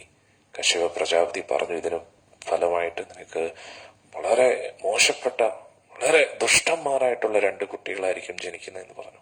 അതൊക്കെ നമ്മൾ കേട്ടു അല്ലെ. അവര് ഒരുപാട് ദ്രോഹങ്ങൾ ചെയ്യും. ഈ പ്രപഞ്ചത്തിലുള്ള എല്ലാ സാധുജനങ്ങളെയും സ്ത്രീജനങ്ങളെയും ദ്രോഹിക്കും. ഇതിൽ നിന്ന് നമ്മൾ മനസ്സിലാക്കേണ്ടത്, ഈ ലോകത്ത് ദുഷ്ടന്മാർ ജനിച്ചിട്ടുണ്ടെങ്കിൽ, ദുഷ്ടത്തരം ചെയ്യുന്ന കുട്ടികളുണ്ടെങ്കിൽ അതിന് ഉത്തരവാദി അച്ഛനും അമ്മയും തന്നെയാണ്. ആ സമയത്തുള്ള ഗർഭാധാന സംസ്കാരം, ആ സമയത്ത് അവർ അച്ഛനും അമ്മയും ഒന്നിച്ചു, സമയം കാലം ഒന്നും നോക്കാതെ അവരുടെ കാമത്തിന് വേണ്ടി ഒന്നിക്കുമ്പോഴാണ് കാമത്താൽ ഉണ്ടാകുന്ന കുട്ടികൾ അതേപോലെ ആയിരിക്കും. ദ്രോഹികൾ, ദുഷ്ടന്മാർ തന്നെയായിരിക്കും. പക്ഷെ തപസ്യയിലൂടെ ഭഗവാന്റെ നാമവും ജപിച്ച് ഭഗവത് ചിന്തയോടുകൂടി വരുന്ന കുട്ടികൾ അവരെപ്പോഴും ഈ പ്രപഞ്ചത്തിന് ഒരു സഹായമായിരിക്കും, ഉപകാരം ആയിരിക്കും എന്ന് മനസ്സിലാക്കുക. അല്ലാത്തവരെല്ലാം ഈ പ്രപഞ്ചത്തിന് എപ്പോഴും ഒരു ഭാരമായിരിക്കും എന്ന് മനസ്സിലാക്കുക. ശ്രീമദ് ഭാഗവതം 3-ാമത്തെ സ്കന്ധം 15-ാമത്തെ അധ്യായം. അപ്പൊ 14-ാമത്തെ അധ്യായം വരെ നമ്മൾ പഠിച്ചത് ദിതി ദേവിയുടെ പശ്ചാത്താപം, ചെയ്തത് അബദ്ധമായെന്ന് തോന്നി. അതേപോലെയാണ് ഇന്നത്തെ മിക്ക അച്ഛനമ്മമാരും. അവർ പറയുകയും ചെയ്യും, നിന്നെ കൊണ്ടുവന്ന സമയത്ത് ഒരു വാഴ നട്ടാൽ മതിയായിരുന്നു എന്നൊക്കെ ആൾക്കാർ പറയും. അതൊന്നും പറഞ്ഞിട്ട് കാര്യമില്ലല്ലോ. അവർ ആ സമയത്ത് അതൊന്നും ചിന്തിക്കത്തില്ല. അവർ ആ സമയത്ത് അവരുടെ ആസ്വാദനം മാത്രമേ ചിന്തിക്കൂ. ഇനി കുട്ടി വന്നതിന് ശേഷവും അവരെ നേരെ ചൊവ്വെ വളർത്തുന്നതിനെ കുറിച്ച് ചിന്തിക്കാറില്ല. നേരെ സ്കൂളിൽ പറഞ്ഞയക്കും. കുട്ടിക്കാലം മുതൽ ടിവിയുടെ മുമ്പിൽ നിർത്തും, കാർട്ടൂൺ കണ്ടുകൊണ്ടിരിക്കും, അവിടെ മിണ്ടായിരുന്നോളും. എന്നിട്ട് പുറത്ത് കളിക്കാൻ വിടും. എന്താ കളിക്കുന്നത് അതൊന്നും ചിന്തിക്കത്തില്ല. കൂട്ടുകെട്ടുകളുടെ വിടും, കുട്ടികൾ തമ്മി എന്താ പഠിക്കുന്നത് അതൊന്നും ചിന്തിക്കത്തില്ല. സ്കൂളിൽ പോവും. സ്കൂളിൽ ടീച്ചറും തിരക്കിലാണ്. ടീച്ചറിനും എങ്ങനെയെങ്കിലും സിലബസ് തീർത്താൽ മതി. കുട്ടികൾക്ക് അത് മനസ്സിലായോ ഇല്ലയോ അതൊരു പ്രശ്നമല്ല. സിലബസ് തീർക്കുക, എന്നിട്ട് എങ്ങനെയെങ്കിലും പരീക്ഷയിൽ പാസ്സാക്കിപ്പിക്കുക. അതിനുവേണ്ടി വരുന്ന ക്വസ്റ്റ്യൻസും എല്ലാം പറഞ്ഞു കൊടുക്കും. കോൺസെപ്റ്റ് മനസ്സിലാക്കി കൊടുക്കേണ്ട ആവശ്യമില്ലല്ലോ. റിസൾട്ട് കിട്ടിയാൽ മതി. കുട്ടികൾ പാസ്സാവുക, മാക്സിമം കുട്ടികളും പാസ്സാവുക. എല്ലാവർക്കും A+ മേടിച്ചു കൊടുക്കണം. അതാണ്. ഇതിനാണ് സ്കൂളിന്റെ ക്രെഡിറ്റ് നല്ലത്. എങ്കിലല്ലേ സ്കൂളിൽ ഗ്രാൻഡ്സ് കിട്ടൂ, ഫണ്ട്സ് കിട്ടൂ. എങ്കിലല്ലേ കൂടുതൽ കുട്ടികൾ ഇനിയും പഠിക്കാൻ വരും, ഡൊണേഷൻ കിട്ടൂ. കുട്ടികൾക്ക് എത്ര മനസ്സിലായി, that's none of our business. അത് അറിയേണ്ട ആവശ്യമില്ലല്ലോ ടീച്ചർക്ക്. ഇതിന്റെ ഇടയിൽ കുട്ടികൾ എവിടുന്നാ പഠിക്കുന്നു, എന്തിനു വേണ്ടി അയക്കുന്നോ അതും പഠിക്കുന്നില്ല. ഇനി എന്തെങ്കിലുമൊക്കെ ഒരു മാനുഷിക മൂല്യങ്ങൾ അതൊക്കെ പഠിപ്പിക്കുക, അതുമില്ല. എന്തൊക്കെയോ കാട്ടിക്കൂട്ടിക്കൊണ്ടിരിക്കുകയാണ്. എനിവേ, ഇത് നമ്മൾ സ്വയമാണ് ചിന്തിക്കണം, നമ്മുടെ കുട്ടികൾ എങ്ങനെയാണ്. അതിനുള്ള ഉത്തരവാദിത്വം നമ്മൾ സ്വയം ഏറ്റെടുക്കണം. അല്ല പഠിക്കടി എന്ന് പറഞ്ഞിട്ടൊന്നും പഠിത്തമൊന്നും നടക്കത്തില്ല. എന്താ പഠിക്കുന്നു, അവര് എന്ത് പഠിക്കുന്നു, അവരുടെ മനസ്സെങ്ങനെയാണ്. മനസ്സിൽ ആത്മീയ ഗുണങ്ങളില്ല എങ്കിൽ പിന്നെ എന്ത് പഠിക്കാനാണ്? ആത്മീയ ഗുണങ്ങൾ ഉണ്ടെങ്കിൽ മാത്രമേ ഒരു തപസ്യ മനോഭാവം നമ്മുടെ ഉള്ളിൽ വരും. അല്ലെങ്കിൽ അലസത, എല്ലാത്തിനും ഒരു മന്ദിപ്പായിരിക്കും. പക്ഷെ ആസ്വാദനത്തിന്റെ കാര്യം വരുമ്പോൾ ഭയങ്കര ഉത്സാഹമായിരിക്കും. കുട്ടികൾ ശ്രദ്ധിച്ചു നോക്കിയാൽ ഞാൻ മനസ്സിലാവും. വേണ്ടാത്ത കാര്യത്തിന് വലിയ ഉത്സാഹമായിരിക്കും, പക്ഷെ വേണ്ടുന്ന കാര്യത്തിന് വെറും ഡള്ളായിട്ടിരിക്കുന്നു, ഒരു മുഖത്തൊരു ചിരി പോലും കാണത്തില്ലെന്നുണ്ടോ, ഒരു മന്ദിപ്പ് സ്വഭാവമായിരിക്കും. പക്ഷെ ആവശ്യമില്ലാത്ത കാര്യത്തിന് വലിയ ഉത്സാഹമായിരിക്കും. ഇതൊക്കെ നമ്മൾ കുട്ടികളുടെ സ്വഭാവമാണെന്ന് കരുതരുത്. എന്താ പറയില്ലേ, മുളയിലെ അറിയാം മുളയുടെ കരുത്തെന്ന് പറയുന്നത്, ആ കുട്ടിക്കാലത്തെ ശ്രദ്ധിച്ചെങ്കിലേ നമുക്കിതൊക്കെ പിടിക്കാൻ പറ്റുമോ. ആസ്വാദനത്തിലാണ് കൂടുതൽ താല്പര്യമെങ്കിൽ വലുതാവുന്നതിനനുസരിച്ച് ആസ്വാദനത്തിനുള്ള ത്വര വർദ്ധിച്ചുകൊണ്ടേയിരിക്കും. ഇപ്പോഴേ അലസനാണെങ്കിൽ വലുതാവുന്നതിനനുസരിച്ച് ഏറ്റവും വലിയ അലസനും മടിയനുമായിട്ട് മാറും. ഇതൊന്നും കുട്ടി എന്നുള്ള രീതിയിൽ ചിന്തിക്കരുത്. ഈ കുട്ടിയാണ് വലുതായിട്ട് ഇതേ സ്വഭാവം ഇതിന്റെ ഏറ്റവും വലിയ രീതിയിൽ കാണിക്കാൻ പോകുന്നു. അതുകൊണ്ട് ഇപ്പോഴേ ഒരു തപസ്യ മനോഭാവം, മറ്റുള്ളവരെ ബഹുമാനിക്കുകയും ഒരു അച്ചടക്കവും ഇതെല്ലാം പഠിപ്പിച്ചില്ല എങ്കിൽ ഇത് നമുക്ക് തന്നെ വലിയൊരു പണിയാകും എന്ന് നമ്മൾ മനസ്സിലാക്കുക. അവസാനം എല്ലാം കഴിഞ്ഞിട്ട് കുട്ടികൾ വളർന്നു കഴിഞ്ഞാൽ പിന്നെ നമുക്ക് ഒന്നും പറഞ്ഞിട്ട് കാര്യമില്ല. അവർ ഭൂമിക്ക് ഭാരമായിരിക്കും, നമുക്ക് വലിയൊരു ഭാരമായിരിക്കും. നമുക്ക് എന്നും ചീത്തപ്പേരായിരിക്കും. ആരുടെ മോന? അവന്റെ മോനല്ലേ, അറിയാം, നന്നായി അറിയാം.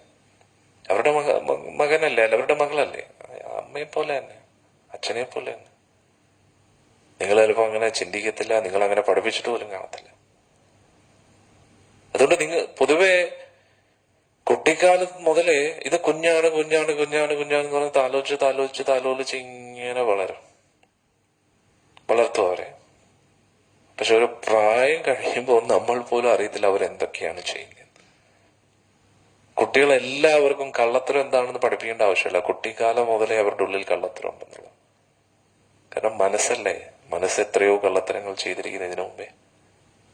കള്ളത്തരം ചെയ്യാൻ ആരെയും പഠിപ്പിക്കേണ്ട, തെറ്റ് ചെയ്യാൻ ആരെയും പഠിപ്പിക്കേണ്ട ആവശ്യമില്ല. അവരത് തെറ്റിലേക്ക് പോകുന്നില്ല. അവരത് ഒളിപ്പിച്ചു വെക്കാനും അവർക്ക് നന്നായി അറിയാമെന്നുള്ളൂ. അതുകൊണ്ട് നമ്മൾ കുട്ടിയാണെന്ന് പറഞ്ഞിട്ട് ഇങ്ങനെ ഇരിക്കും. കുട്ടികളെ ഒബ്സർവ് ചെയ്യത്തില്ല, നിരീക്ഷിക്കത്തില്ല. രാവിലെ മുതൽ രാത്രി വരെ കഴുതയെ പോലെ ഓടിക്കൊണ്ടിരിക്കുക. എന്നിട്ട് വീട്ടിലെ ജോലിയിലും അങ്ങ് ബിസി ആയിട്ടിരിക്കുക. നാമം ജപിക്കുക, അതുമില്ല. കുട്ടികൾക്ക് അത് പഠിപ്പിച്ചു കൊടുക്കില്ല. ആകെ വല്ലപ്പോഴും ഒക്കെ നന്നായി കുളിച്ച് സെറ്റും കസവൊക്കെ ഇട്ടിട്ട് കുറിയൊക്കെ ഇട്ടിട്ട് നേരെ അമ്പലത്തിൽ പോവാ, തിരിച്ചു രാത്രികൾ. ഇതാണ് ഇതൊക്കെ എന്താ പറയുന്നത്, ഭക്തി ഇന്നത്തെ കാലത്ത് പറയുന്ന ഭക്തി. എന്തെങ്കിലും ഒരു പ്രശ്നം വരുമ്പോൾ ഒരു വഴിപാട് ചെയ്യുക, ഒരു ഗണപതി ഹോമം, ഒരു ഭഗവതി സേവ, പാല് കാച്ച് വീട്ടിൽ കയറുക, അത്രേ ഉള്ളൂ. ഹരേ കൃഷ്ണ. എന്തെങ്കിലും ആണെങ്കിൽ ഒരു കൂട് കെട്ടുക, അല്ലേ, ഒരു ജപിച്ച് എന്തെങ്കിലും ഒരു ചരട് കെട്ടുക, ഇതേ ഉള്ളൂ ഭക്തി. ആർക്കും അറിയാൻ താല്പര്യമില്ല.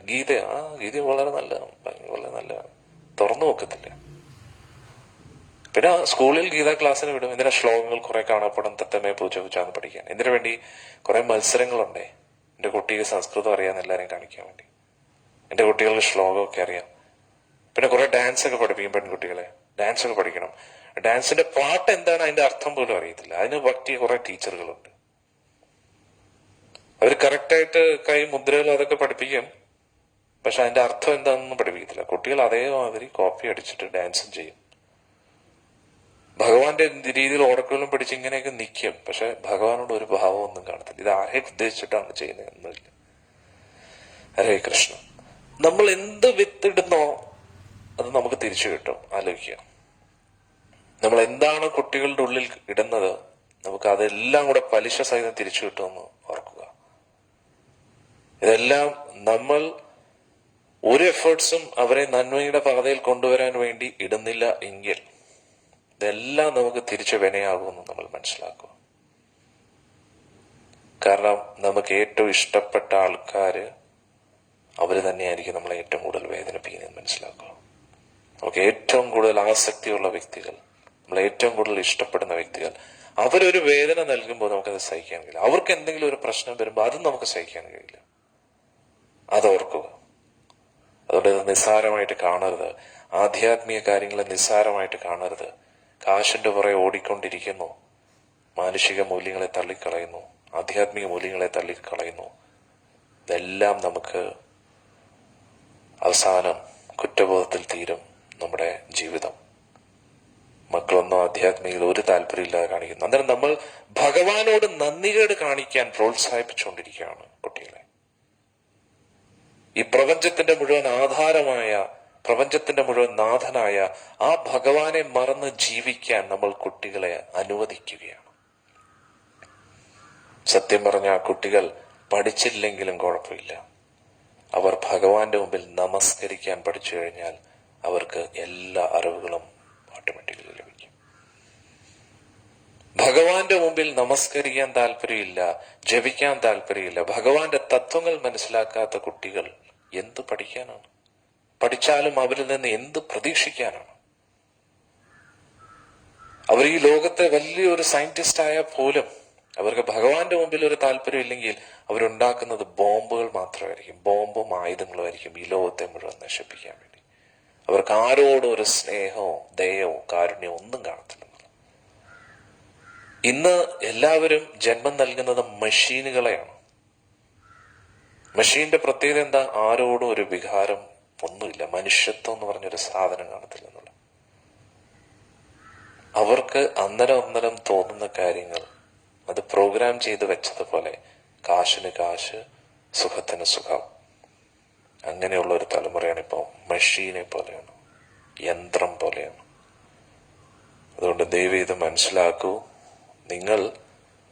നിങ്ങൾക്ക് തന്നെ വലിയൊരു കുഴി പണിഞ്ഞുകൊണ്ടിരിക്കുകയാണ്. കാരണം നിങ്ങൾ വളരെ കഷ്ടപ്പെട്ട് അധ്വാനിച്ച് നിങ്ങളുടെ മക്കളെ വളർത്തുകയാണ്, അവർക്ക് വേണ്ടുന്ന എല്ലാ സുഖ സൗകര്യങ്ങളും കൊടുക്കുകയാണ്. പക്ഷെ അവരെ വാച്ച് ചെയ്യേണ്ട ഉത്തരവാദിത്വം നിങ്ങളുടേതാണ്. അവരേത് ദിശയിലേക്കാണ് പോകുന്നത് എന്ന് നിങ്ങൾ എപ്പോഴും ചെക്ക് ചെയ്യണം. എത്രത്തോളം നിങ്ങൾ അവരെ ഭഗവാനിൽ നിന്ന് അകറ്റുന്നോ അത്രത്തോളം വലിയ പ്രശ്നങ്ങൾ നിങ്ങളെ തേടി വരും എന്ന് നിങ്ങൾ മനസ്സിലാക്കുക. കുട്ടികൾക്കും പ്രശ്നമാണ്, നിങ്ങൾക്കും പ്രശ്നമാണ്. എത്രത്തോളം അവർ ഭഗവത് ചിന്തയിൽ ജീവിക്കുന്നുവോ അത്രത്തോളം അവർ സത്സ്വഭാവികളായിട്ട് മാറും. വേറെ ഒന്നിനെ കുറിച്ച് നിങ്ങൾ പേടിക്കേണ്ട. അവർ ഏത് മേഖലയിൽ പോയാലും അതിലവർ വിജയിക്കും. കാരണം ദൈവാധീനം ഉണ്ട് ആ കുട്ടിക്ക്. അങ്ങനെ ദൈവാധീനമുള്ള കുട്ടി ഏത് കാര്യത്തിലാണ് വിജയിക്കാത്തത്?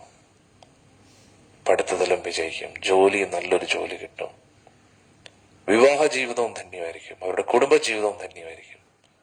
അല്ലാതെ പുഴുക്കളെ പോലെ കുറെ കുട്ടികളെ സൃഷ്ടിച്ചിട്ട് എന്ത് ലാഭമാണ് എന്ന് മനസ്സിലാക്കും.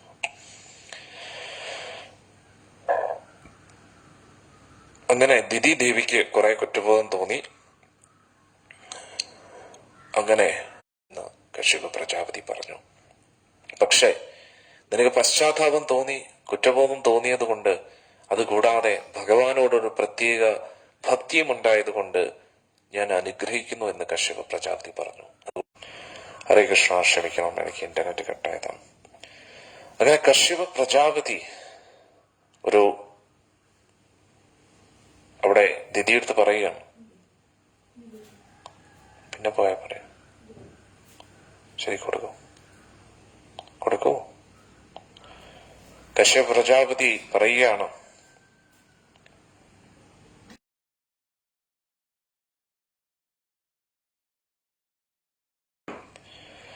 കശ്യപ പ്രജാപതി പറഞ്ഞു, ഇത്രയും നിനക്ക് ജനിക്കുന്ന കുട്ടികൾ ഏറ്റവും വലിയ ദുഷ്ടന്മാരാണ്, ഈ ഭൂമിക്ക് വലിയൊരു ഭാരമായിരിക്കും അവർ എന്ന് പറഞ്ഞു.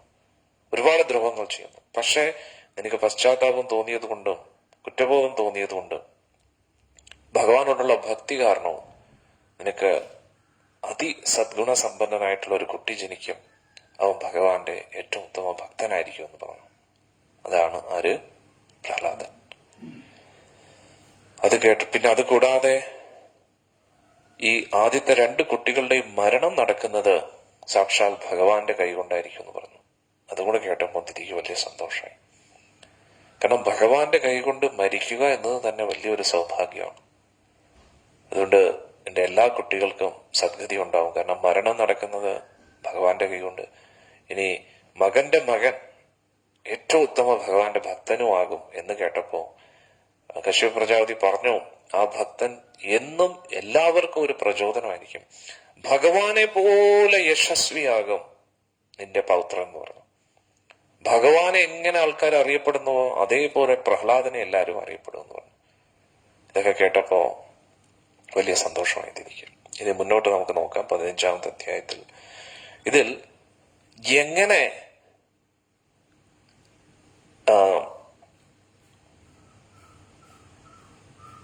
ഇവിടെ ദിതിയുടെയും കശ്യപന്റെയും മക്കളായിട്ട് രണ്ട് അസുരന്മാർ എങ്ങനെ വന്നു എന്ന് നമ്മൾ പഠിച്ചു.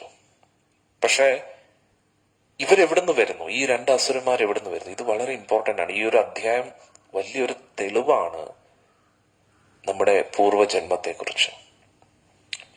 അതായത് ഇവിടെ കശ്യപനും പ്രജാപതിയും കശ്യപ പ്രജാപതിയും ദിതിയും ഒരു തെറ്റ് ചെയ്തു. സന്ധ്യാസമയത്ത് അവർ ഒന്നിക്കുകയാണ്. അതൊരു തെറ്റാണ്. അതൊരു കാരണമായി അസുരജന്മത്തിന് വരാനായിട്ട്. ഇനി ഈ അസുരജന്മം ജനിക്കാനായിട്ട് ആ ആത്മാക്കൾ എന്ത് തെറ്റ് ചെയ്തു എന്നും കൂടെ നമ്മൾ പഠിക്കണം. അതാണ് ഇനി നമ്മൾ പഠിക്കാൻ പോകുന്നത്. എന്നാൽ ഇതിൽ നിന്ന് നമ്മൾ എന്താ പഠിക്കേണ്ടത്? നമ്മുടെ മക്കൾ നമ്മുടെ പ്രവർത്തിക്കനുസരിച്ച്, നമ്മുടെ കർമ്മത്തിനനുസരിച്ചാണ് നമ്മുടെ കുട്ടികൾ വരുന്നത്. അതുകൂടാതെ കുട്ടികൾക്ക് അവരവരുടേതായിട്ടുള്ള പൂർവ്വജന്മ വാസനകളും കർമ്മങ്ങളും ഉണ്ടെന്ന് മനസ്സിലാക്കുക. അതായത് നമ്മൾ നമ്മുടെ പ്രവൃത്തി നന്നാക്കി കഴിഞ്ഞാൽ, നമ്മുടെ ബോധം നന്നാക്കി കഴിഞ്ഞാൽ, പ്രത്യേകിച്ച് ഗർഭാധാന സംസ്കാരത്തിന്റെ സമയത്ത് നമ്മുടെ ബോധം അനുസരിച്ചായിരിക്കും കുട്ടികൾ വരുന്നത് എന്ന് മനസ്സിലാക്കുക.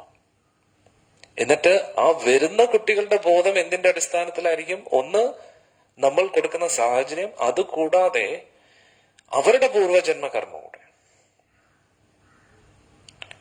അന്നേരം അച്ഛന്റെയും അമ്മയുടെയും ബോധത്തിനനുസരിച്ചുള്ള, അതുമായിട്ട് മാച്ച് ആവുന്ന ബോധമുള്ള കുട്ടികളായിരിക്കും വരുന്നത്.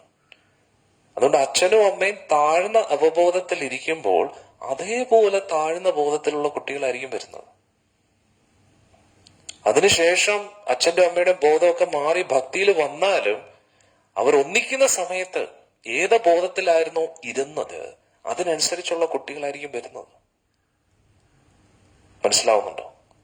അതുകൊണ്ട് അച്ഛനും അമ്മയും ഒരുപാട് തെറ്റുകൾ ചെയ്തു, ഇപ്പോൾ വളരെയധികം ഭക്തിയിലാണെങ്കിൽ പോലും അവർ ഒന്നിക്കുന്ന സമയത്ത് ഏത് ബോധത്തിലായിരുന്നോ ആ ബോധമാണ് കുട്ടിയുടെ അടിസ്ഥാനം എന്ന് മനസ്സിലാക്കുക.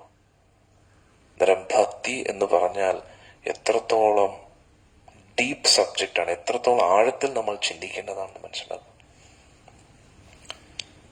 നമ്മളിപ്പോൾ പറയുന്നു കുട്ടികളെ ജപിക്കൂ ഭക്തിയിൽ വരും എന്ന് പറഞ്ഞാൽ എങ്ങനെ ജപിക്കാനാണ്? നമ്മളെ ജപിച്ചിട്ടില്ല, നമ്മൾ ഭക്തിയിലില്ലായിരുന്നു.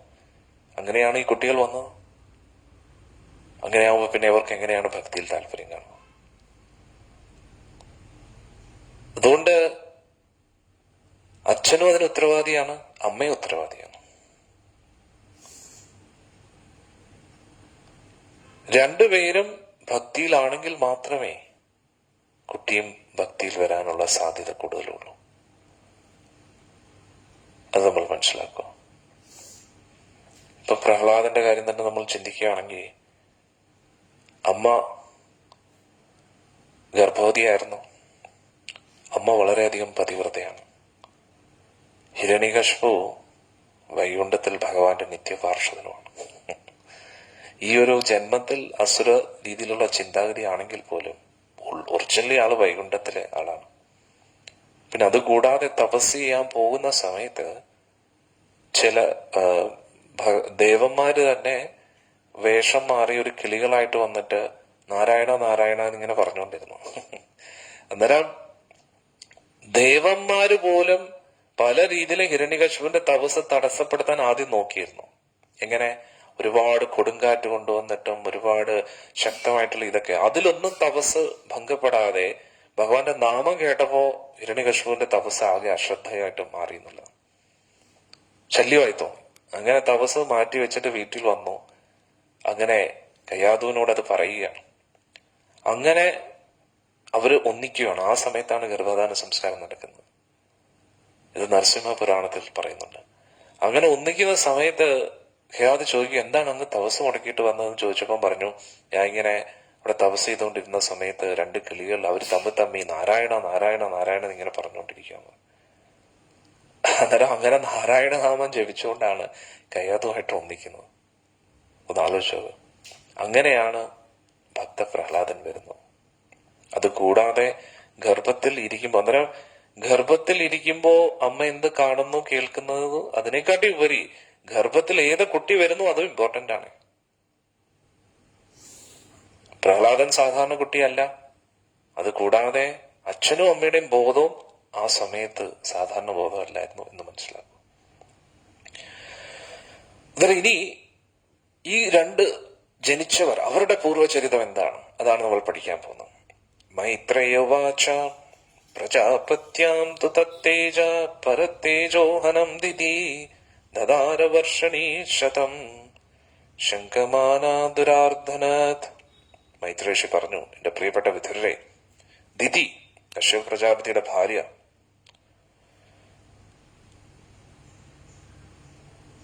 ദിതിക്ക് മനസ്സിലായി എന്റെ ഗർഭത്തിലിരിക്കുന്ന കുട്ടി ദേവന്മാർക്കും ഈ പ്രപഞ്ചത്തിലുള്ള എല്ലാവർക്കും വലിയ ശല്യമായിരിക്കുന്നു. അതുകൊണ്ട് ദിതി എന്ത് ചെയ്തു? 100 വർഷം വരെ ആ ഗർഭത്തെ പുറത്തുവിട്ടില്ലെന്നുള്ള, കുട്ടികളെ ജനിക്കാൻ അനുവദിച്ചില്ലെന്നുള്ള. ദിതിയുടെ തപോബലം കൊണ്ട് ആ കശ്യപ പ്രജാപതിയുടെ ആ വീര്യത്തെ ഗർഭത്തിൽ പിടിച്ചു വെച്ചിരുന്നു 100 വർഷം വരെ. അവരെ പുറത്തു വരാൻ അനുവദിച്ചില്ല. ഒന്ന് ആലോചിച്ചു. കാരണം അത്രത്തോളം ലോകത്തിനൊരു സമാധാനം കിട്ടട്ടെ എന്ന് പറഞ്ഞു. ലോകേ തേനാഹദാ ലോകേ ലോകപാല ഹതോജസ നിവേദ്യൻ വിശ്വസൃജേ ദ്വന്ദ് വിധികരം ദിശം.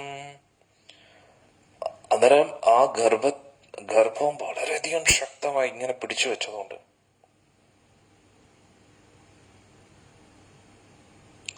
ആ ഗർഭത്തിലെ ആ ഒരു ശക്തി കാരണം, ദിതി ദേവി പിടിച്ചു വെച്ച ആ ശക്തി കാരണം സൂര്യന്റെയും ചന്ദ്രന്റെയും ഗ്രഹങ്ങളുടെയൊക്കെ തേജസ് മറഞ്ഞു എന്നുള്ളതാണ്.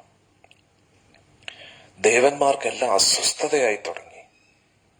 ഇവരെല്ലാവരും ചേർന്ന് ബ്രഹ്മദേവനോട് ചോദിച്ചു, ഈ പ്രപഞ്ചം മുഴുവൻ ഇത്രയും അന്ധകാരം എങ്ങനെ വരുന്നു എന്ന് ചോദിച്ചു ബ്രഹ്മദേവനോട്. ദേവന്മാര് പറഞ്ഞു, തമ ഏതാദ് വിഭോ വേത്ത സംവിഘ്ന യദ്വയം വൃഷം നഹി അവ്യക്തം ഭഗവത കാലേന സ്പൃഷ്ടവർത്തമന. ദേവന്മാർ പറഞ്ഞു, ബ്രഹ്മദേവ, അങ്ങ് കാണുന്നില്ലേ ഈ പ്രപഞ്ചം മുഴുവൻ ഈ അന്ധകാരത്തെ കാണുന്നില്ലേ? എന്താണ് ഈ അന്ധകാരത്തിന് കാരണം? അങ്ങ് കാരുണ്യപൂർവ്വം പറഞ്ഞു നൽകൂ, എന്താണ് ഇത്രയും ശക്തമായിട്ടുള്ള അന്ധകാരം വരുന്നത്? ദേവദേവ ജഗദ്ധാതർ ലോകനാഥ ശിഖാമണേ പരേഷാം പരേഷം ത്വം ഭൂതാനാം അസി ഭാവവേത്. അങ്ങ് വീണ്ടും വീണ്ടും അങ്ങനെ അഭ്യർത്ഥിച്ചുകൊണ്ടിരുന്നു. അങ്ങ് പറയുന്നു. നമോ വിജ്ഞാനവീര്യായ മായേദം ഉപേയുഷേ ഗ്രഹീത ഗുണഭേദായ നമസ്തേ അവ്യക്ത യോനയേ. ഇങ്ങനെ വീണ്ടും വീണ്ടും ബ്രഹ്മദേവനെ സ്തുതിക്കുകയാണ്. യേ ത്വാന്യേന ഭാവേന ഭവയന്തി ആത്മഭാവനം ആത്മനി പ്രോതഭുവനം പരം സത് അസത് ആത്മകം തേഷാം സുപക്വയോഗാനാം ജിതശ്വാസേന്ദ്രിയാത്മനം ലബ്ധായുസ്മത് പ്രസാദനം ന കുതശ്ചിത് പരാഭവ യസ്യ വാചാ പ്രജാ സർവ ഗാവസ്തന്ത്രേവ യന്ത്രിത ഹരന്തി ബലിം അയത്തസ്തസ്മൈ മുഖായ തേ നമഃ.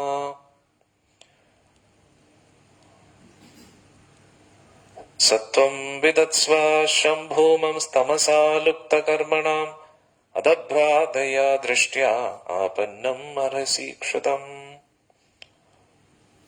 വീണ്ടും വീണ്ടും ബ്രഹ്മദേവനെ ഇങ്ങനെ സ്തുതിച്ചുകൊണ്ടിരുന്നിട്ട് പറഞ്ഞു, അങ്ങ് കാരുണ്യപൂർവ്വം ഈ ദുഃഖത്തിൽ നിന്ന് നമ്മളെ അകറ്റണം.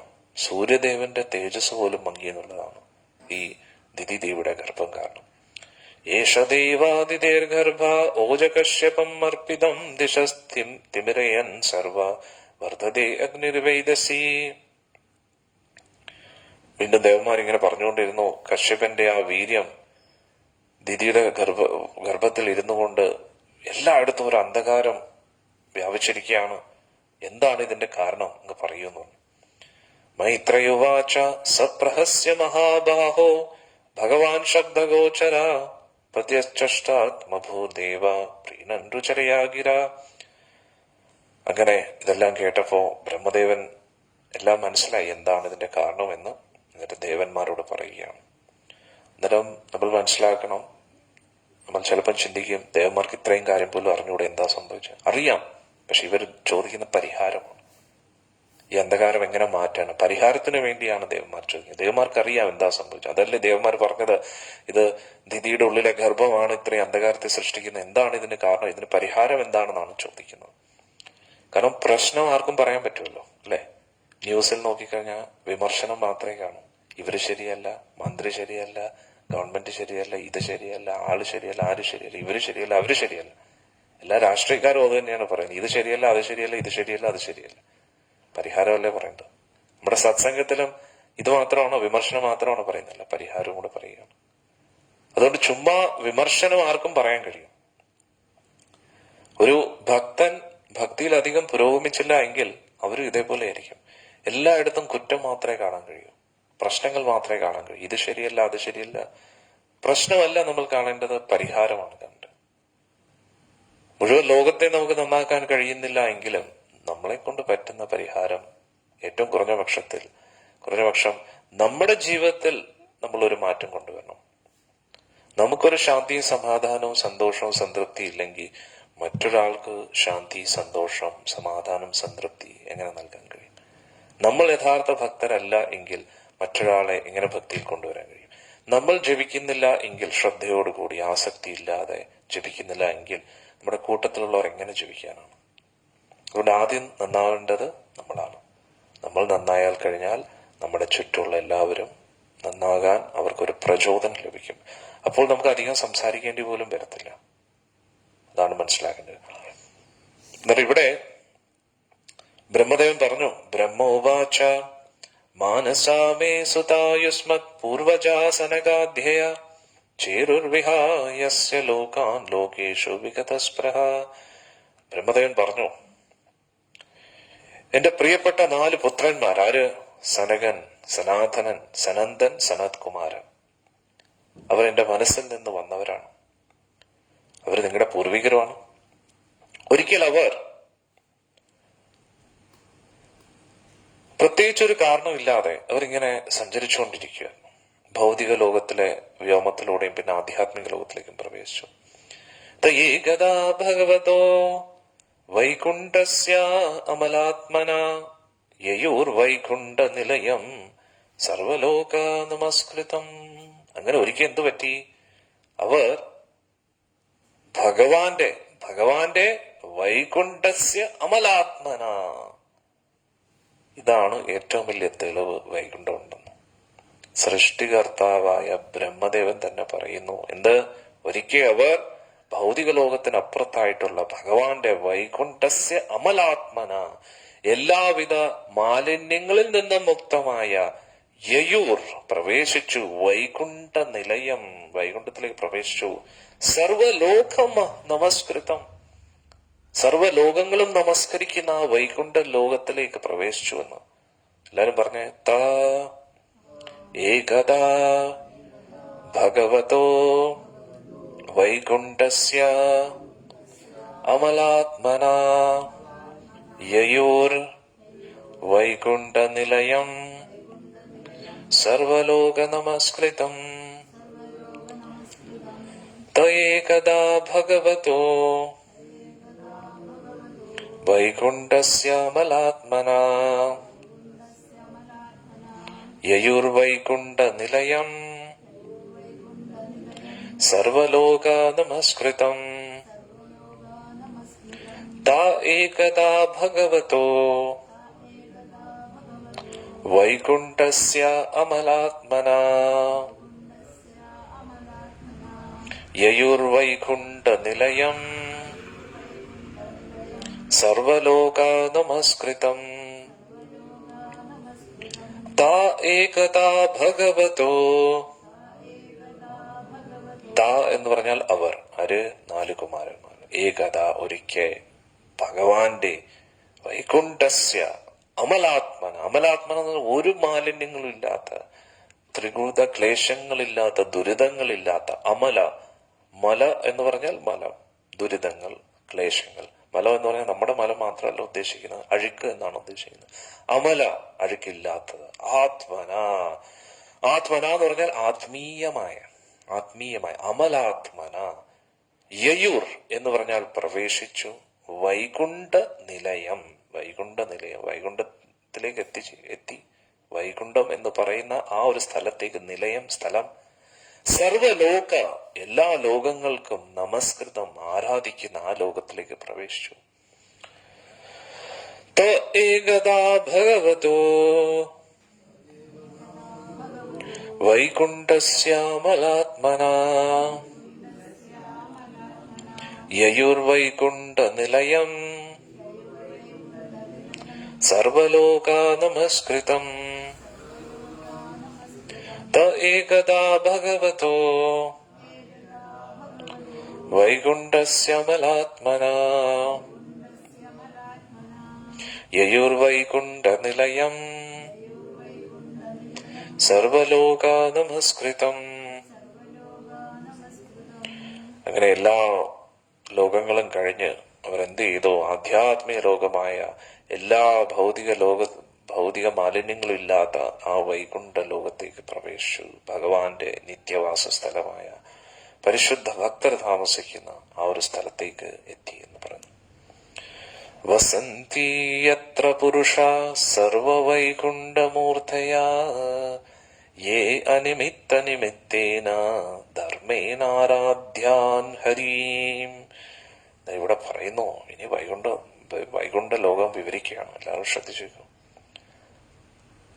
ആ വൈകുണ്ഠ ലോകത്തിൽ താമസിക്കുന്ന എല്ലാവർക്കും ഭഗവാനെ പോലെയുള്ള രൂപമാണെന്ന് പറയുന്നു. അവരെപ്പോഴും ഭഗവാന്റെ സേവനത്തിൽ മഗ്നരായിരിക്കുകയാണ്. അവർക്ക് ഇന്ദ്രിയ ആസ്വാദനത്തിന് ഒട്ടും താല്പര്യമില്ലാത്തവർ. വസന്തി യത്ര പുരുഷാ സർവേ വൈകുണ്ഠമൂർത്തയാ യേ അനിമിത്ത നിമിത്തേന ധർമ്മേന ആരാധ്യാൻ ഹരീം. ഇതാണ് വൈകുണ്ഠത്തിന്റെ ലക്ഷണം. നമ്മളും ഇതേപോലെയാണെങ്കിൽ നമ്മളും വൈകുണ്ഠത്തിലാണ് ഇവിടെ ഇരിക്കുമ്പോൾ തന്നെ. എങ്ങനെ? വസന്തി യത്ര പുരുഷ സർവേ വൈകുണ്ഠമൂർത്തയ. വൈകുണ്ഠത്തിൽ താമസിക്കുന്ന എല്ലാവർക്കും വൈകുണ്ഠമൂർത്തയ, വൈകുണ്ഠനാഥനെ പോലുള്ള ഒരു രൂപമാണ്. എങ്ങനെ അവർക്കത് ലഭിച്ചു? അവർക്ക് എങ്ങനെ ഇത് ലഭിച്ചു? അവർക്കെല്ലാം അനിമിത്ത നിമിത്തേന. ഇതാണ് നമുക്ക് വേണ്ടത്. എന്താ? അനിമിത്ത നിമിത്തേന. അനിമിത്ത എന്ന് പറഞ്ഞാൽ എന്താ? ഇന്ദ്രിയ ആസ്വാദനത്തിനൊന്നും താല്പര്യമില്ല. എന്തുകൊണ്ടാണ്? ചെറിയ നൈമിത്തിക സുഖങ്ങളോട് താല്പര്യം ഉണ്ടാകരുത്. നൈമിത്തിക സുഖം, താൽക്കാലിക ക്ഷണികമായിട്ടുള്ള സുഖഭോഗങ്ങളോട് താല്പര്യമില്ലാത്തവരാണ് വൈകുണ്ഠവാസികൾ. എല്ലാരും പറഞ്ഞേ, വസന്തി യത്ര പുരുഷ സർവേ വൈകുണ്ഠ മൂർത്തയഃ യേ അനിമിത്ത നിമിത്തേന ധർമ്മേന ആരാധ്യാൻ ഹരീം. വസന്തി യത്ര പുരുഷാ സർവേ വൈകുണ്ഠമൂർത്തയഃ യേ അനിമിത്ത നിമിത്തേന ധർമ്മേന ആരാധ്യാൻ ഹരീം. അന്നേരം ധർമ്മേന എന്ന് പറയുന്നത് വളരെ ഇമ്പോർട്ടന്റ് വാക്കാണ്. അവരുടെ ഇഷ്ടം അനുസരിച്ചല്ല, ഭഗവാന്റെ ഇഷ്ടം അനുസരിച്ച്. ധർമ്മം തു സാക്ഷാത് ഭഗവത് പ്രണീതം. എല്ലാവരും പറയാറുണ്ട് ധർമ്മം ചെയ്യണം, കർമ്മം ചെയ്യണം. ധർമ്മം എന്ന് പറഞ്ഞാൽ എന്താണ്? നമ്മൾ നമ്മുടെ വീട്ടിലെ കാര്യമൊക്കെ നോക്കിയിരിക്കണം. കർമ്മം ചെയ്യണം. അതാണ് ധർമ്മം. അല്ല, ധർമ്മം എന്ന് പറഞ്ഞു കഴിഞ്ഞാൽ കർമ്മമല്ല. കർമ്മം എന്ന് പറഞ്ഞാൽ കർമ്മഫലത്തിലേക്കാണ് നമ്മളെ എത്തിക്കുന്നത്. കർമ്മഫലം കിട്ടുന്നിടത്തോളം കാലം നമുക്ക് ഇനിയും വലിയ വലിയ കാര്യങ്ങൾ കിട്ടിക്കൊണ്ടിരിക്കും. കിട്ടിയതൊന്നും പോരാ എന്നാണ്. കർമ്മം ചെയ്തുകൊണ്ടിരുന്നു കഴിഞ്ഞാൽ ഇനിയും വലിയ വലിയ സാധനങ്ങൾ കിട്ടും. എന്തായിരിക്കും അത്? കിട്ടുമ്പോൾ പഠിക്കും. ചിലർക്ക് കിട്ടാതെ പഠിക്കാൻ ബുദ്ധിമുട്ടായിരിക്കും. കിട്ടിയതൊന്നും പോരാ, ഇനിയും കിട്ടാൻ കുറെ ഉണ്ട്. അതാണ് കർമ്മം ചെയ്യുന്നവർക്ക് കിട്ടുന്നത്. പക്ഷെ കർമ്മവും ധർമ്മമായിട്ട് വ്യത്യാസമുണ്ട്. ധർമ്മം എന്ന് പറഞ്ഞാൽ ഭഗവാൻ നമ്മളിൽ നിന്ന് ആഗ്രഹിക്കുന്നത്. അതാണ് ധർമ്മം എന്ന് പറയുന്നത്. ധർമ്മം തു സാക്ഷാത് ഭഗവത് പ്രണീതം. നമ്മൾ പലതിനെയും ധർമ്മമായി കാണുന്നു. അതിനെയെല്ലാം ഉപേക്ഷിക്കാനാണ് ഭഗവാൻ പറയുന്നത്. സർവധർമാൻ പരിത്യജ്യ. നീ ധർമ്മമായി കാണുന്നതിനെ എല്ലാം ഉപേക്ഷിക്കൂ. എന്നിട്ട് എന്നെ പൂർണ്ണമായിട്ട് ആശ്രയിച്ച് ഞാൻ പറയുന്നത് പോലെ കേൾക്കൂ. അതാണ് സവൈ പുംസാം പരോ ധർമ്മോ യഥോ ഭക്തിർ അധോക്ഷജേ അഹേതുകി അപ്രതിഹത ആത്മാ സുപ്രസീദതി. അന്നേരം നമുക്ക് ആത്മാവിന് തൃപ്തി വരണമോ, ആനന്ദം ലഭിക്കണോ, അതിനെ എല്ലാവരും ചെയ്യേണ്ട ഒരേ ഒരു കാര്യം സവൈ പുംസാം പരോ ധർമ്മോ, ഏറ്റവും പരമോന്നതമായിട്ടുള്ള ധർമ്മം ചെയ്യൂ. എന്താണ്? യഥോ ഭക്തിർ അധോക്ഷജേ. അധോക്ഷജൻ, ഭഗവാൻ അധോക്ഷജൻ, ഇന്ദ്രിയാതീതൻ. അതാണ് അധോക്ഷജൻ എന്ന വാക്കിന്റെ അർത്ഥം. ഇന്ദ്രിയങ്ങൾക്ക് ഗ്രഹിക്കാൻ കഴിയാത്തവൻ, ഇന്ദ്രിയങ്ങൾക്കും അപ്പുറത്തായവൻ. ആ അധോക്ഷജനോടുള്ള അഹേതുകീ ഭക്തി, മറ്റൊന്നും പ്രതീക്ഷിക്കാതെ അദ്ദേഹത്തിനോട് ഇഷ്ടത്തോടു കൂടി ചെയ്യുന്ന കാര്യങ്ങൾ. യയാത്മാ സുപ്രസീദതി. അങ്ങനെ നമ്മൾ ചെയ്യുമ്പോൾ നമ്മുടെ ആത്മാവിന് വലിയ സന്തോഷം, നല്ല ആനന്ദം ലഭിക്കും. എപ്പോൾ? യഥോ ഭക്തിർ അധോക്ഷജ, ഭഗവാനോട് അധോക്ഷജനോട് ഭക്തി ഉണ്ടാകുമ്പോൾ. അന്നേരം അവിടെ ഇതാണ് പറയുന്നത്. അന്നേരം വൈകുണ്ഠ ലോകത്തിലുള്ള ഭക്തർ എങ്ങനെയാണ്? വസന്തി, അവർ താമസിക്കുന്നു. എത്ര പുരുഷ, അവിടെ താമസിക്കുന്ന വ്യക്തികൾ എങ്ങനെയാണ്? സർവേ, എല്ലാവരും വൈകുണ്ഠമൂർത്തയ, ഭഗവാനെ പോലുള്ള രൂപമാണ്. അവർക്കും 4 കൈകളുണ്ട്. പിന്നെ സ്ത്രീജനങ്ങളുണ്ട് അവിടെ, അവരെല്ലാം ലക്ഷ്മിമാരെ പോലെയാണ്. യേ അനിമിത്ത നിമിത്തേന, ഏറ്റവും പ്രധാനമായിട്ട് എന്താണ്? അനിമിത്ത, നൈമിത്തിക സുഖങ്ങളോട് താല്പര്യമില്ലാത്ത വ്യക്തികളാണ്. അനിമിത്ത നിമിത്തേന, അതാണ് ഏറ്റവും ഇമ്പോർട്ടന്റ്. ഇവിടെ ഇരിക്കുമ്പോഴും നമുക്ക് ഇന്ദ്രിയ ആസ്വാദനത്തിനൊന്നും താല്പര്യമില്ലെങ്കിൽ നമ്മളും വൈകുണ്ഠത്തിലാകും ഓട്ടോമാറ്റിക്കലി, ഇവിടെ ഇരുന്നു കൊണ്ട് തന്നെ. അതുകൊണ്ട് വസന്തി യത്ര പുരുഷ സർവേ വൈകുണ്ഠമൂർത്തയ യേ അനിമിത്ത നിമിത്തേന, അവർക്ക് ഇന്ദ്രിയ ആസ്വാദനത്തിനൊന്നും താല്പര്യമില്ല, അതിൽ നിന്ന് മുക്തരായിട്ടിരിക്കുന്നവരാണ്. പിന്നെ അവരെന്താണ് ചെയ്തുകൊണ്ടിരിക്കുന്നത്? ചിലവർ വിചാരിക്കും ഇവിടെ ഒരു ആസ്വാദനം താല്പര്യം, പിന്നെ അവരെന്താ ചെയ്തുകൊണ്ടിരിക്കുന്നത്? അതാണ് ഇവിടെ പറയുന്നത്. ധർമ്മേന, ഭഗവാൻ ആഗ്രഹിക്കുന്നത് പോലെ, ഭഗവാൻ പറഞ്ഞതുപോലെ ആരാധ്യാൻ, അവർ ആരാധിച്ചു കൊണ്ടിരിക്കുന്നു. എങ്ങനെ? ഹരിയും, ഹരിയെ ആരാധിച്ചുകൊണ്ടിരിക്കുകയാണ്. ഭഗവാന് വസ്ത്രങ്ങൾ തയ്യാറാക്കുന്നു, ഭഗവാന് ഭക്ഷണം തയ്യാറാക്കുന്നു, ഭഗവാന്റെ സേവനം ചെയ്തുകൊണ്ട്, ഭഗവാന് കീർത്തനങ്ങൾ പാടുന്നു, ഭഗവാന്റെ സന്തോഷത്തിന് വേണ്ടി പ്രവർത്തിച്ചുകൊണ്ട്. ഇതാണ് വൈകുണ്ഠവാസം. ഇവിടെ ആശ്രമത്തിൽ അത് തന്നെയാണ്. ഇതും വൈകുണ്ഠമാണ്. ഇവിടെ കയറുമ്പോഴേ എല്ലാവർക്കും പറയാം, ഇത് വൈകുണ്ഠം തന്നെ. കാരണം എന്താ? ഇവിടെ ഭഗവാന് വേണ്ടി മാത്രമാണ്, ആരുടെ ഇന്ദ്രിയാസ്വാദനത്തിന് വേണ്ടിയല്ല ഇവിടെ പ്രവർത്തിക്കുന്നത്. വസന്തി യത്ര പുരുഷ സർവേ വൈകുണ്ഠമൂർത്തയ. അന്നേരം വൈകുണ്ഠം എന്ന് പറഞ്ഞു കഴിഞ്ഞാൽ ഒരു സ്ഥലത്തിൽ ഒതുക്കി വെക്കാൻ പറ്റുന്ന സ്ഥലമല്ല. ഗുരുവായൂര് ഭൂലോക വൈകുണ്ഠം ആയിരുന്നു എന്ന് വേണമെങ്കിൽ നമുക്ക് പറയാം. എന്റെ അർത്ഥം എന്താ? സൂര്യൻ ഉദിക്കുന്നതും അസ്തമിക്കുന്നതും പോലെയാണ്. സൂര്യൻ ഉദിക്കുന്നതുമില്ല, അസ്തമിക്കുന്നതുമില്ല. ഗുരുവായൂർ വൈകുണ്ഠമാണോ? ആണ്. അല്ലേ? അല്ല. നമ്മുടെ ബോധത്തിനനുസരിച്ചാണ് അത് പ്രകടമാകുന്നത്, അവിടെ ഇരിക്കുന്ന വ്യക്തികൾക്കനുസരിച്ചാണ്. ഗുരുവായൂർ എന്നും വൈകുണ്ഠമാണ്. പക്ഷേ ഇപ്പോൾ ആ വൈകുണ്ഠത്തെ യഥാർത്ഥ രീതിയിൽ ആർക്കും കാണാൻ കഴിയില്ല. എന്തുകൊണ്ട്? വൈകുണ്ഠത്തിൽ ഇരിക്കുന്ന പോലെ അല്ല ആൾക്കാർ അതിൻ്റെ ഉള്ളിൽ ഇരിക്കുന്നത്. അന്നേരം വൈകുണ്ഠത്തിൽ ഇരിക്കേണ്ട രീതിയിൽ ഇരിക്കുകയാണെങ്കിൽ മാത്രമേ അത് വൈകുണ്ഠമായിട്ട് എല്ലാവർക്കും അനുഭവപ്പെടൂ. ഭഗവാന് ഇഷ്ടമല്ലാത്ത കാര്യങ്ങൾ ചെയ്യുമ്പോൾ, ഭഗവാൻ ഇഷ്ടമുള്ള കാര്യങ്ങൾ ചെയ്യാതിരിക്കുമ്പോൾ എന്ത് പറ്റും? ഭഗവാൻ ഇഷ്ടമല്ലാത്ത കാര്യങ്ങൾ ചെയ്യുമ്പോൾ, ഭഗവാൻ ഇഷ്ടമുള്ള കാര്യങ്ങൾ ചെയ്യാതിരിക്കുമ്പോൾ അത് പിന്നെ വൈകുണ്ഠമല്ല. വൈകുണ്ഠം എന്ന് പറഞ്ഞാൽ ഭഗവാനെ പോലെയാണ്. വരാനും കഴിയും, പോകാനും കഴിയും, അനുഭവപ്പെടാനും കഴിയും, അനുഭവപ്പെടാതിരിക്കാനും കഴിയും. അല്ലാതെ ഒരു സ്ഥലത്ത് ഇങ്ങനെ പിടിച്ചു നിർത്താൻ പറ്റില്ല. ഇത് വൈകുണ്ഠം, ഇനി എന്നും വൈകുണ്ഠം അല്ല. ബോധം അനുസരിച്ച് അത് വൈകുണ്ഠമാകാം, വൈകുണ്ഠം അല്ലാതിരിക്കാം. അതുകൊണ്ട് എവിടെയാണെങ്കിലും നമ്മൾ ഏത് ബോധത്തിലിരിക്കുന്നോ അതാണ് നമ്മളെ വൈകുണ്ഠത്തിൽ ഇരുത്തുന്നതും അല്ലെങ്കിൽ വൈകുണ്ഠത്തിൽ നിന്ന് പുറത്താക്കുന്നതും. വൈകുണ്ഠത്തിനകത്ത് ഇരുന്നു കൊണ്ട് വൈകുണ്ഠത്തിൽ ഇരിക്കേണ്ട രീതിയിൽ ഇരുന്നില്ല എങ്കിൽ നമ്മൾ വൈകുണ്ഠത്തിലല്ല. പക്ഷെ വൈകുണ്ഠത്തിലല്ലെങ്കിലും വൈകുണ്ഠത്തിൽ ഇരിക്കേണ്ട രീതിയിലാണ് നമ്മൾ ഇരിക്കുന്നതെങ്കിൽ നമ്മൾ വൈകുണ്ഠത്തിലാണ്.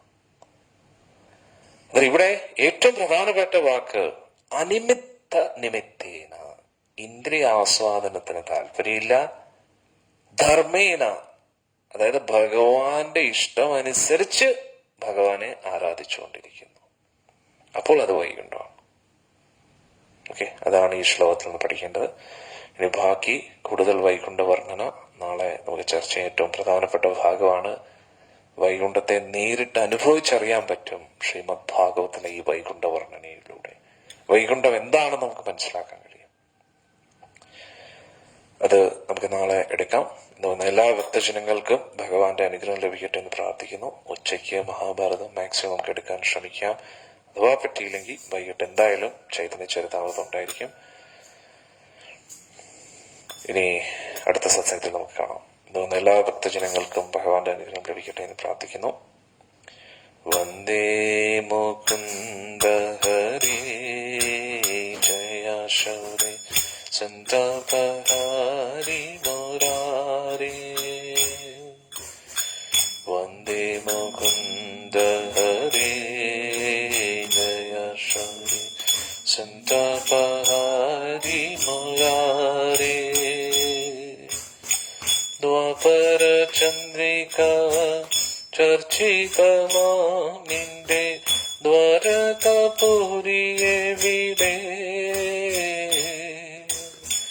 ദ്വാപര ചന്ദ്രിക ചർച്ചികമാം നിന്റെ ദ്വാരകാപുരിയെവിടെ.